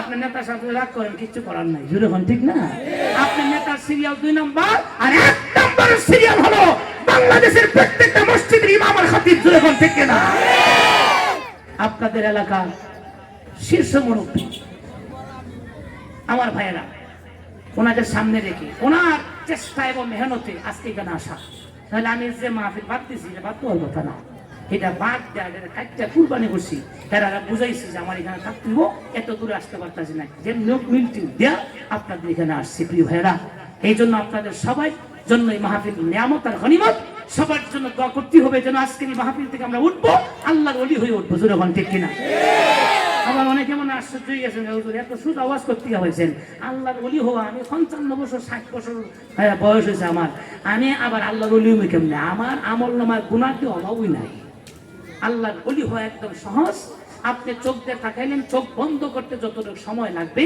আল্লাহর হাবিব বলেন আমার উম্মতের এক একটা সদস্য আল্লাহর ওলি হইতে এর চেয়ে বেশি সময় লাগে না সুবহানাল্লাহ আর একটু জোরে করুন না সুবহানাল্লাহ আমি বলতেছি যা বলবো আপনারা বলবেন বলেন অতীতের গুনার উপর আমরা সবাই লজ্জিত আল্লাহ গুনাহমুক্ত হয়ে ভবিষ্যতে আর কোনো গুনাহ করব না অঙ্গীকার করলাম বান্দার হক আদায় করে দেব এই 4টা শর্ত এই 4টা শর্ত সামনে রেখে আল্লাহর কাছে চোখের পানি ছেড়ে দিয়ে আপনি শুধু বলবেন আল্লাহ মাফ করে দাও আপনার দাও কইতে দেরি আপনার জিন্দেগীর সমস্ত গুনাহ মাফ করতে দেরি হবে না সুবহানাল্লাহ আল্লাহর হাবিব বলেন মিসকাতুল মাসাবির হাদিস আত-তাইয়িবু মিনাজ যামবি কামা লা যামবালা যে তার অপরাধ থেকে তওবা করে সেজন্য এমন হয়ে যায় আল্লাহ তার জিন্দেগীর গুনাহ এমন করে মাফ করে দেন যেন তার আমলনামার কোনো গুনাহই থাকে না আর যার আমলনামায় গুনাহ থাকে না তিনি কে আল্লাহর ওলি জোরে এখন ঠিক কি না আল্লাহর ওলি হওয়া সহজ না কঠিন এই যে আপনারা তওবা করছেন 4টা শর্ত খালি মুখে বলছেন মাফ করে দিবেন কে আর জোরে কাম আল্লাহ যেন আজকের এই মাহফিল কুশিলা করে যারা আমার সামনে যারা এখনো আসে নাই পর্দার আড়ালের মা বোন সহ আল্লাহ যেন সকলকে আল্লাহর ওলি বানায় দেন চিৎকার দিয়ে বলেন আমিন দুইটা হাত আল্লাহকে দেখাইয়া বলেন আমিন এই আল্লাহ কবুল করেন সকলে বলে আমিন প্রিয় ভাইরা বলছিলাম এই কোরআন হচ্ছে সর্বকালের সর্বযুগের সর্বশ্রেষ্ঠ অনুপম ধর্মগ্রন্থ লা নাজিরা লাহু আসমানের নিচে জমিনের উপরে কোরআনুল কারীমের মতো আরেকটা কিতাব নজির দুনিয়াতে আল্লাহ পাঠান নাই জুরে কোন ঠিক কিনা সভ্য সমাজ নির্মাণে ব্যক্তিগত জীবনে পারিবারিক জীবনে সামাজিক জীবনে রাষ্ট্রীয় জীবনে আন্তর্জাতিক জীবনে এমনকি বিশ্ব সভ্যতায় কোরআন হাকিম দেশ বিন্যস্ত অবদান রেখেছেন। কোরআন ব্যতিরিক্ত পৃথিবীর অন্য কোনো ইসলাম, অন্য কোনো ধর্মগ্রন্থ আজও পর্যন্ত রাখতে পারে নাই, কিয়ামত পর্যন্ত পারবে না। চিল্লায় জোরে কোন ঠিক কিনা ভাই? এই জন্যই কোরআনকে ধরতে হবে, কোরআনকে পড়তে হবে, কোরআনের প্রতিষ্ঠান আমাদের ছেলে মেয়েকে পাঠাতে হবে। জোরে কোন ঠিক কিনা ভাই? তাবাররাক বিল কুরআন ফাইন্নাহু কালামুল্লাহি ওয়া খারাজা আনহু।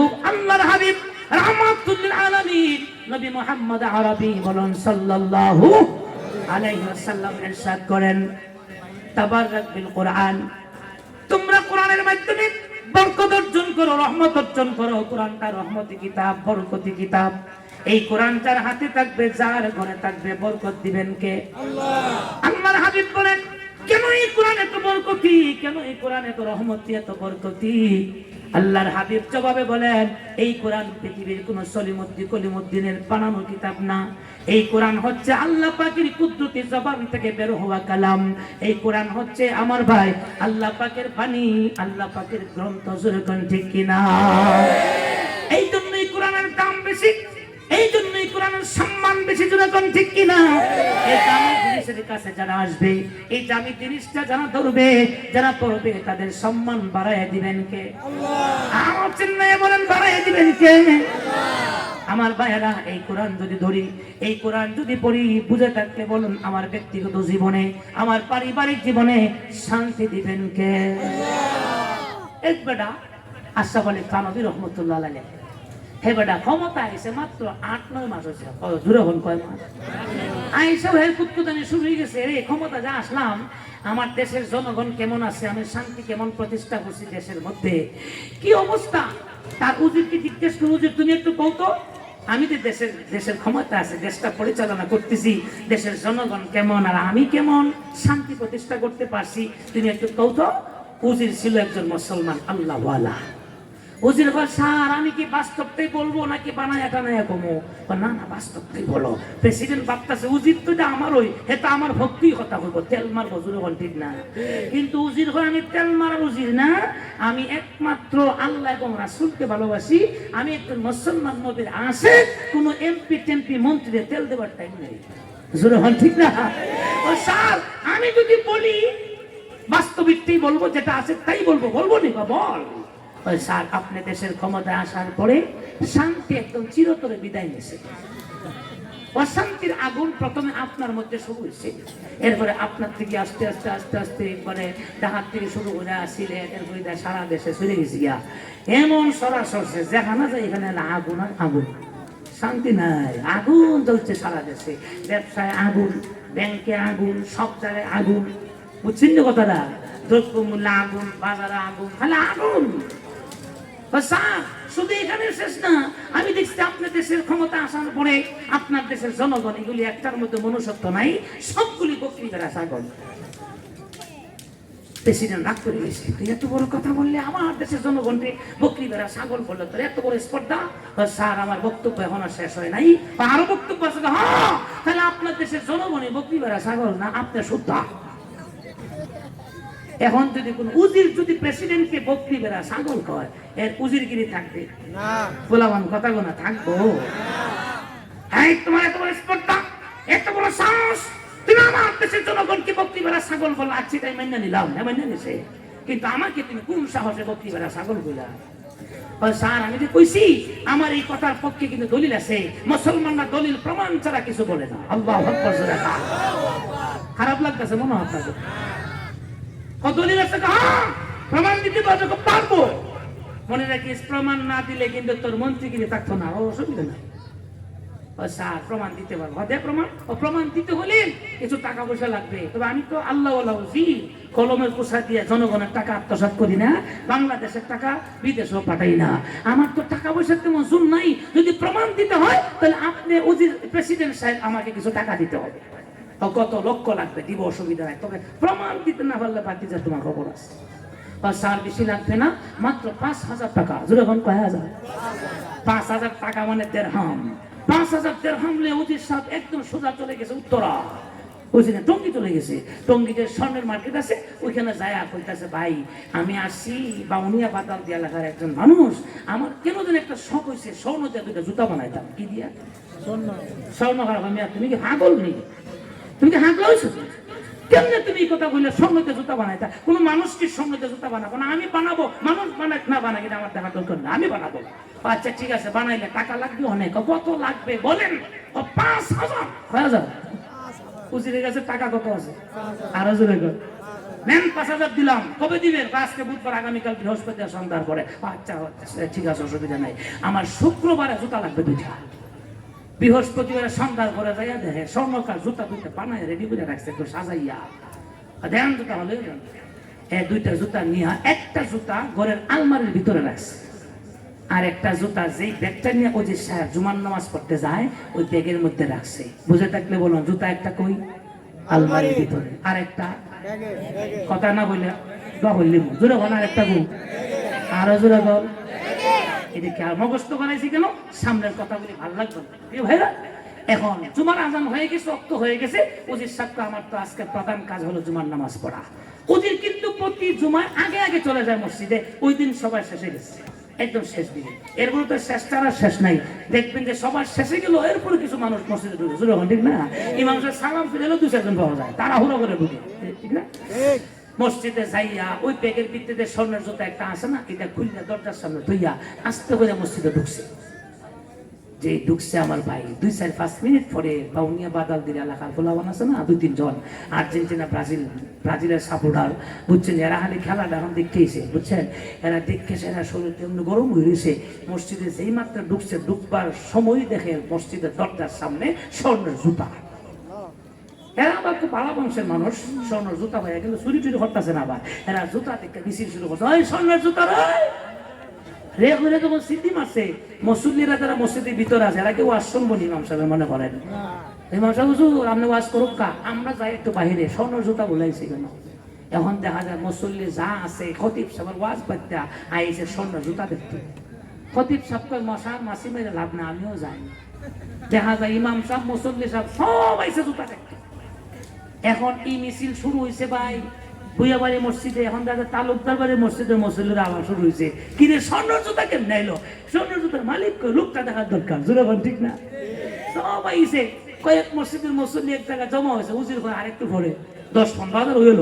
যখন দেখছে 8-10 হাজার 15 হাজার লোক হয়ে গেছি, উজির হয় আমি মসজিদে বইতাম না, আমি এখন একটু বাইরে হই, যাইয়া এখন একটা চমক দেখাবো।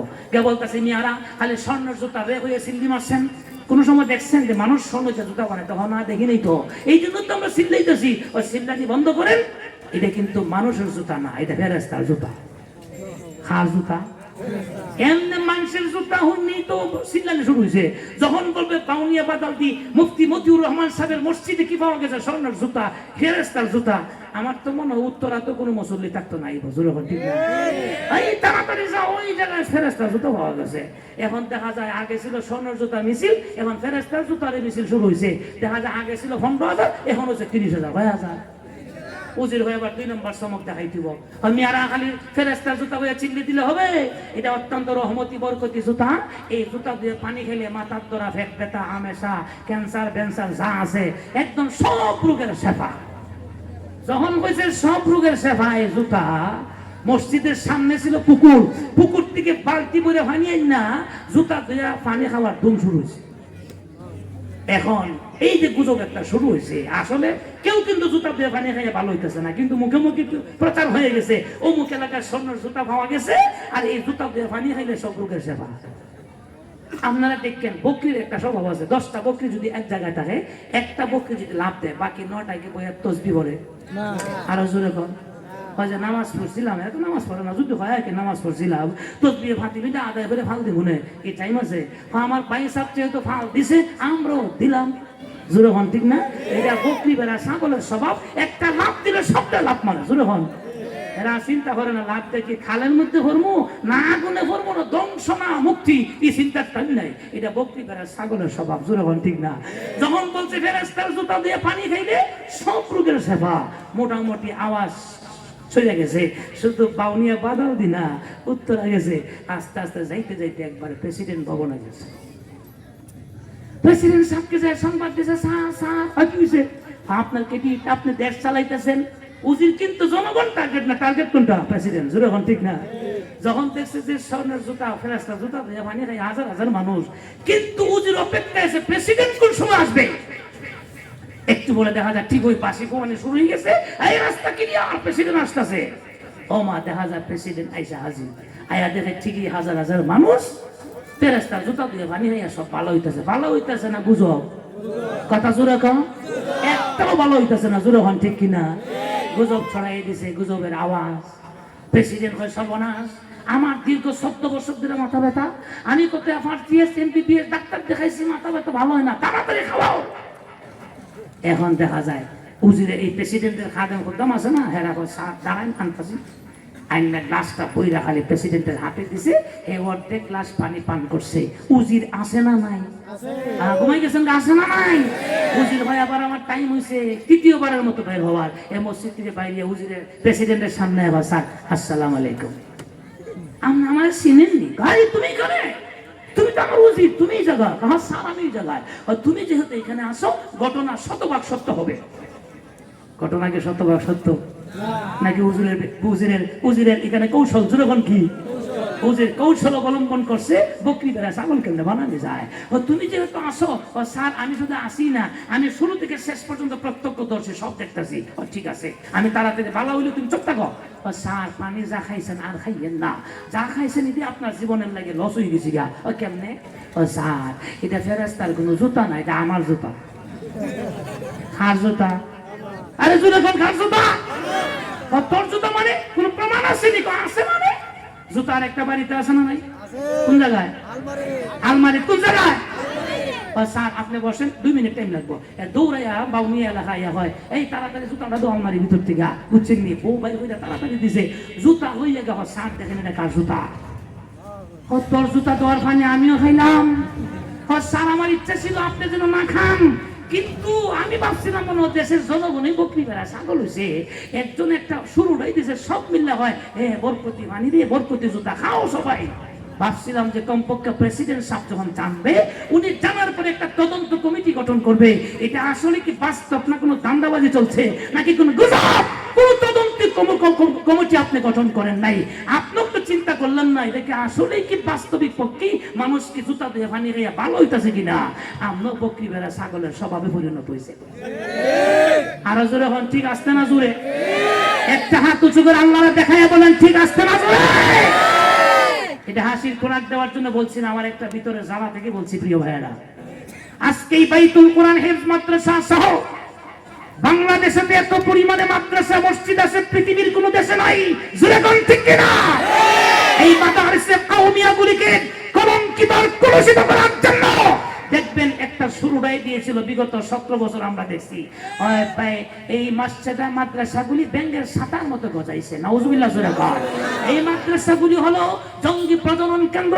আচ্ছা, মাদ্রাসা কি জঙ্গি ট্রেনিং হয়? আপনাদের বাইতুল কোরআনে কি জঙ্গি হয়?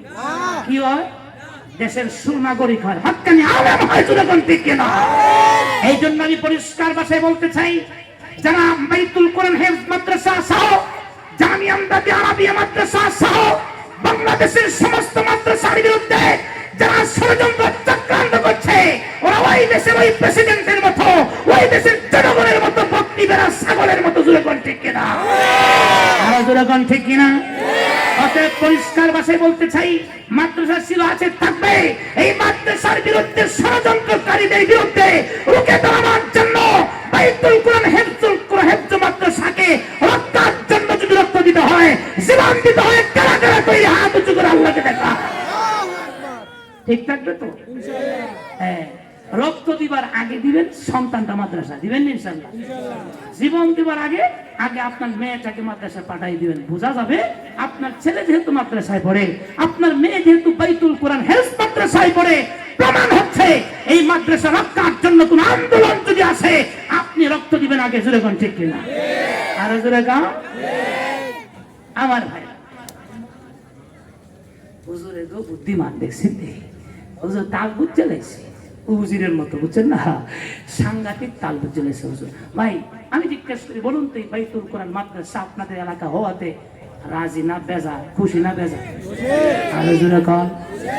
তাহলে একটা ওয়াজ শোনাই নাই, দিলটা নরম করবেন না আপনারা? কোন দিলটা নরম করবেন তো ইনশাআল্লাহ? আমার ভাই, পৃথিবীর শ্রেষ্ঠ আলেম যদি বলি ভুল হবে না। আমি সব জায়গায় বলি, আজকেও বলি, যেহেতু হুজুর বলছেন, একটা কথা বলছেন, একটা সুন্দর কথা, এটা আপনাদেরকে শোনাবো, একটা সাংঘাতিক সারপ্রাইজ আছে আপনাদের জন্য। প্রিয় ভাইরা, হযরত জাস্টিস তকি উসমানী হাফিজাহুল্লাহ, উনি একবার সরকারি সফর ইরাক গেছেন। জোরে কোন কোন জায়গায়? ইরাক তো এমন একটা দেশ, যে দেশটা পৃথিবীর প্রথম সভ্য দেশ। আল্লাহু আকবার, জোরে কোন। হযরত তকি উসমানী বলেন, ও বাউনিয়া বাদালদি এলাকার কুরআন প্রেমিকেরা, নবী প্রেমিকেরা, আল্লাহ প্রেমিকেরা, নবীর উম্মতেরা শুনো, আমি তকি উসমানী আমার দেশ পাকিস্তান থেকে সরকারি সফরে আমি চলে গেলাম ইরাকের জমিনে। ইরাকটা হলো এমন একটা দেশ, যে দেশটা হলো পৃথিবীর প্রথম সভ্য দেশ। আল্লাহু আকবার, জোরে কোন। আমি সেই দেশে গেলাম, সরকারি দায়িত্বে আমি আছি, সরকারি সফরে, খাওয়া দাওয়া থাকা খুব উন্নত, আমার কোনো কষ্ট নাই, খুব আরামে আছি। একদিকে যদিও আরাম, অন্যদিকে আমার কলিজার মধ্যে ব্যথা ছিল, বেদনা ছিল, কষ্ট ছিল। সেই কষ্ট থেকে আমি একবার ইরাকের মুসলমানদেরকে জিজ্ঞেস করলাম, ও নবীর উম্মতেরা, মুসলমানেরা, তোমাদের দেশে কি মাদ্রাসা নাই? ইরাকের মুসলমানরা আশ্চর্যান্বিত হয়ে বলে, হুজুর, মাদ্রাসা শব্দটা আমরা আমাদের জীবনের প্রথম শুনছি। নাউজুবিল্লাহ, জোরে কর। এই শব্দটা জীবনে শুনি নাই। আপনি মাদ্রাসা দিয়ে কি বুঝাইছেন? হযরত তকি উসমানী বলেন, মাদ্রাসা দিয়ে বুঝাইছি ওই সমস্ত প্রতিষ্ঠান, যে সমস্ত প্রতিষ্ঠানে সিহাহ সিত্তার হাদিসের দর্স দেওয়া হয়, মিশকাতুল মাসাবিহের শিক্ষা দেওয়া হয়, তাফসীর বাইজারি পড়ানো হয়, যে সমস্ত প্রতিষ্ঠানে পূর্ণাঙ্গ দ্বীনি শিক্ষার ব্যবস্থা আছে। তকি উসমানী বলেন, কথাগুলি আমি শেষও করতে পারি নাই, এমনি একজন বয়োবৃদ্ধ মানুষ, 80 থেকে 85 হবে, উনি ছিলেন ওই দূরে বসা, হাঁটি হাঁটি পা পা করে আমার সামনে এসে বলেন, ও তকি উসমানী, এরা হলো নতুন প্রজন্ম, এরা মাদ্রাসা সম্পর্কে কিছু বলতে পারবে না, মাদ্রাসা সম্পর্কে কোনো নিউজ দিতে পারবে না, আলেম উলামা সম্পর্কে কিছুই তারা বলতে পারবে না। তকি উসমানী, তুমি যদি মাদ্রাসা সম্পর্কে কিছু জানতে চাও, আলেম উলামা দেখতে চাও, হক্কানি দেওবন্দি কোন আলেম দেখতে চাও, ইরাকের জমিন থেকে 550 কিলোমিটার ভ্রমণ করে তুমি বাগদাদে চলে যাও। আল্লাহু আকবার। হযরত তকি উসমানী বলেন, বাগদাদ গেলে কি হবে? এমনি বয়োবৃদ্ধ সেই মানুষটা বলল, বাগদাদে চলে গেলে হযরত আব্দুল কাদের জিলানী রাহমাতুল্লাহ আলাইহির মাজার সংলগ্ন যে মসজিদটা আছে, ওই মসজিদের বর্তমান খাদেম হচ্ছেন দেওবন্দি সিলসিলার সবচেয়ে বড় একজন বুজুর্গ আলেম। আল্লাহু আকবার। হযরত তকি উসমানী বলেন, আমি সঙ্গে সঙ্গে সেই বাগদাদের উদ্দেশ্যে রওনা করে দিলাম। 550 কিলোমিটার অতিক্রম করেন আব্দুল কাদের জিলানী রাহমাতুল্লাহ আলাইহির মাজার সংলগ্ন মসজিদে যেই মাত্র আমি প্রবেশ করলাম, মেহরাবের দিকে তাকাই, মেহরাব বুঝেন না আপনারা? এই যে মেহরাব, মসজিদের ইমাম সাহেব যেখানে দাঁড়ান, আমি মেহরাবের দিকে তাকালাম, এমনি দেখি একজন মুরব্বী মানুষ, প্রায় 80 থেকে 90 বছর হবে বয়স, উনি কুরআনুল কারীমের তেলাওয়াত করতেছে। আমি ওনার সামনে যাইয়া বসে গেলাম, বারবার ওনার চেহারার দিকে আমি তাকাইতেছিলাম। আমি যখন ওই তাকাই, তখনই আমার কাছে মনে হচ্ছিল ওনার চেহারা থেকে ইলমে ওহির নূর চমকাইতেছে। আল্লাহু আকবার। আমার আর বুঝতে বাকি নাই, আমি তখন বুঝে দিলাম অবশ্যই তিনি একজন দেওবন্দি সিলসিলার বড় একজন বুজুর্গ আলেম হবেন। আমি ওনার কাছে বসে বসে কোরআন তেলাওয়াত শুনলাম। তিনি তেলাওয়াত সমাপ্ত করে যেই মাত্র তিনি আমার দিকে ফিরে বসলেন, আমি ওনাকে সালাম সম্ভাষণ করলাম, সালাম দিলাম। তিনি আমার সালামের জবাব দিয়ে আমাকে জিজ্ঞেস করলেন আমি কে, আমার পরিচয় কি। আমি বললাম, হুজুর, আমি তকি উসমানী, আমার পরিচয় হলো আমি কিন্তু পাকিস্তান থেকে ইরাকের সরকারি সফরে আসছি। কি করেন আপনি? হুজুর, আমি পাকিস্তানে একটা মাদ্রাসা শিক্ষক, আমি মাদ্রাসায় পড়াই। আল্লাহু আকবার।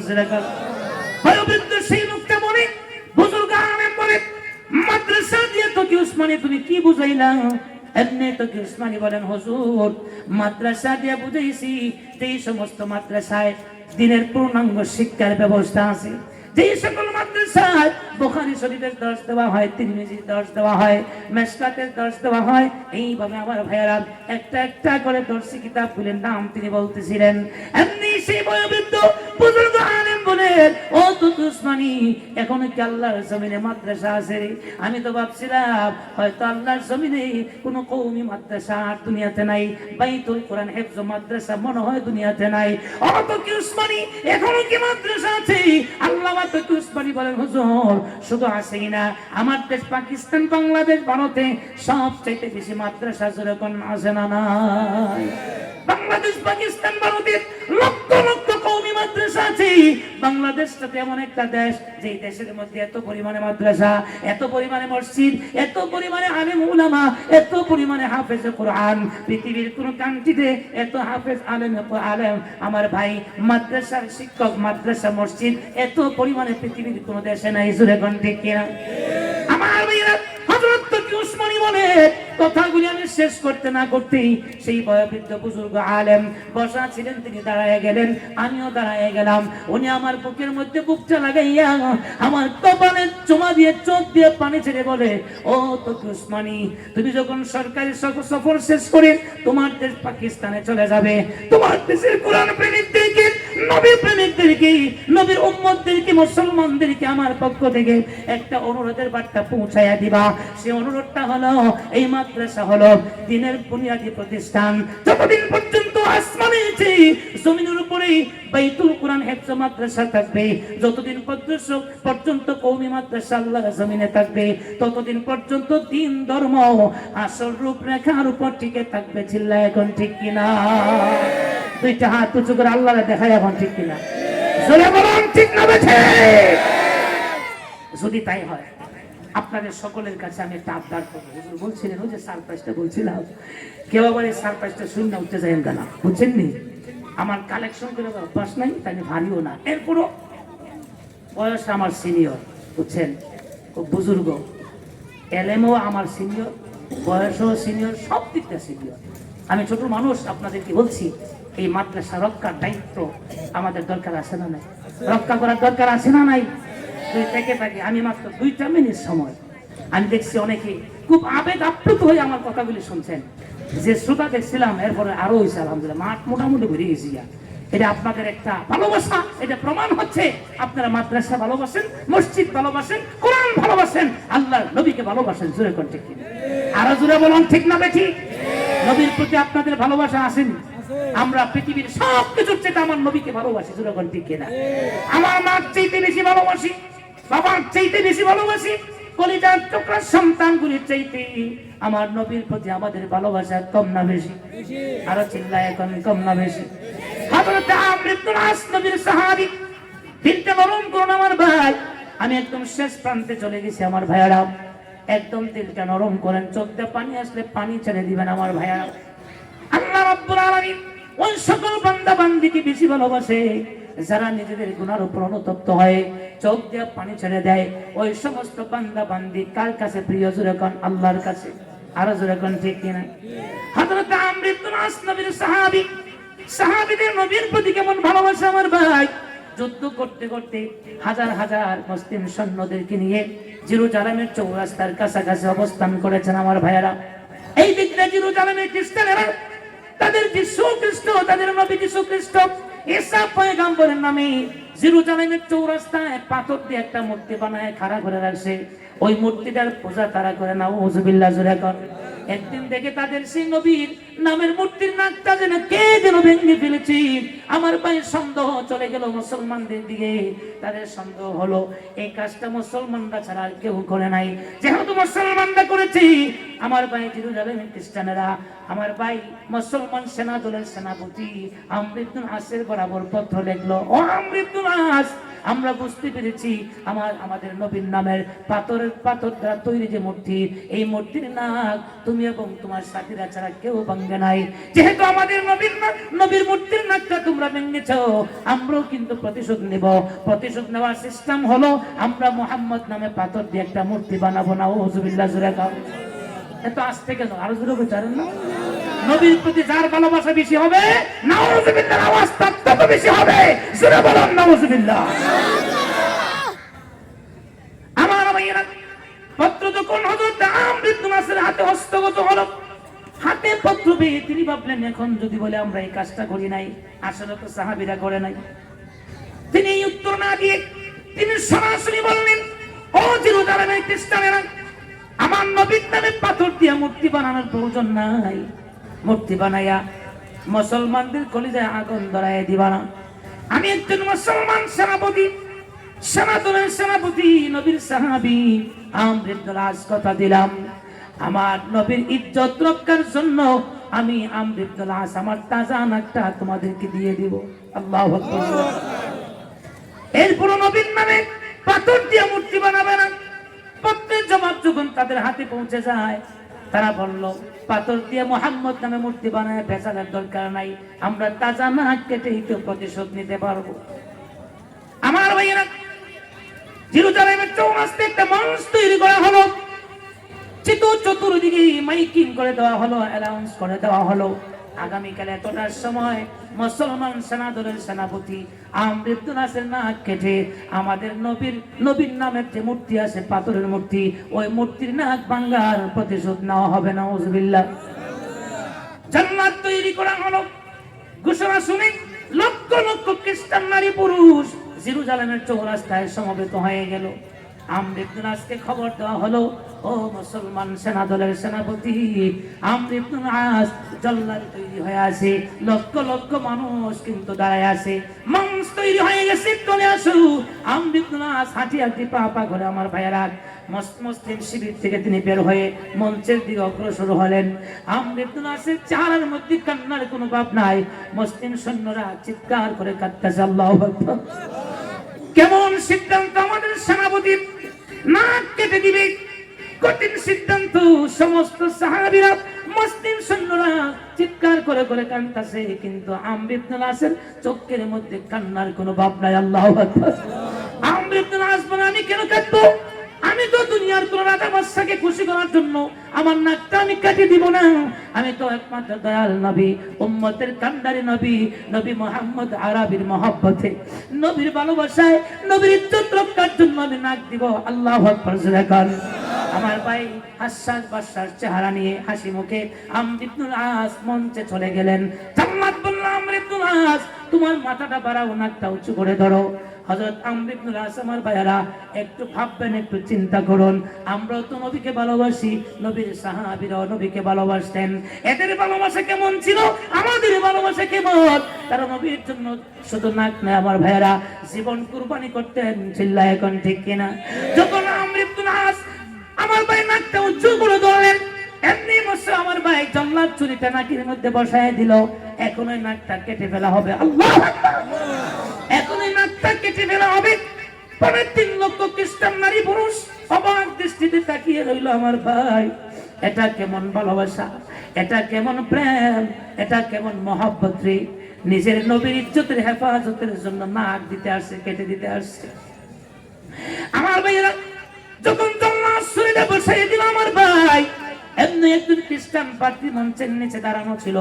উনি মঞ্চে লাফ দিয়ে উঠে গেলেন, উঠে বলতেছেন, জল্লাদ তুমি থামো, তোমার ছুরিটা ফালাও। আল্লাহু আকবার। আগে আমার কথাগুলি শুনো। যে অপরাধে যাকে আজকে নাক কাটা হবে, যাকে শাস্তি দেওয়া হবে, তিনি তো আদৌ অপরাধী নয়। নবীর সাহাবীরা অপরাধ করতে জানে না। যেরকম ঠিক কিনা? সবাই তাকায় আশ্চর্যভাবে তাকায় আসে।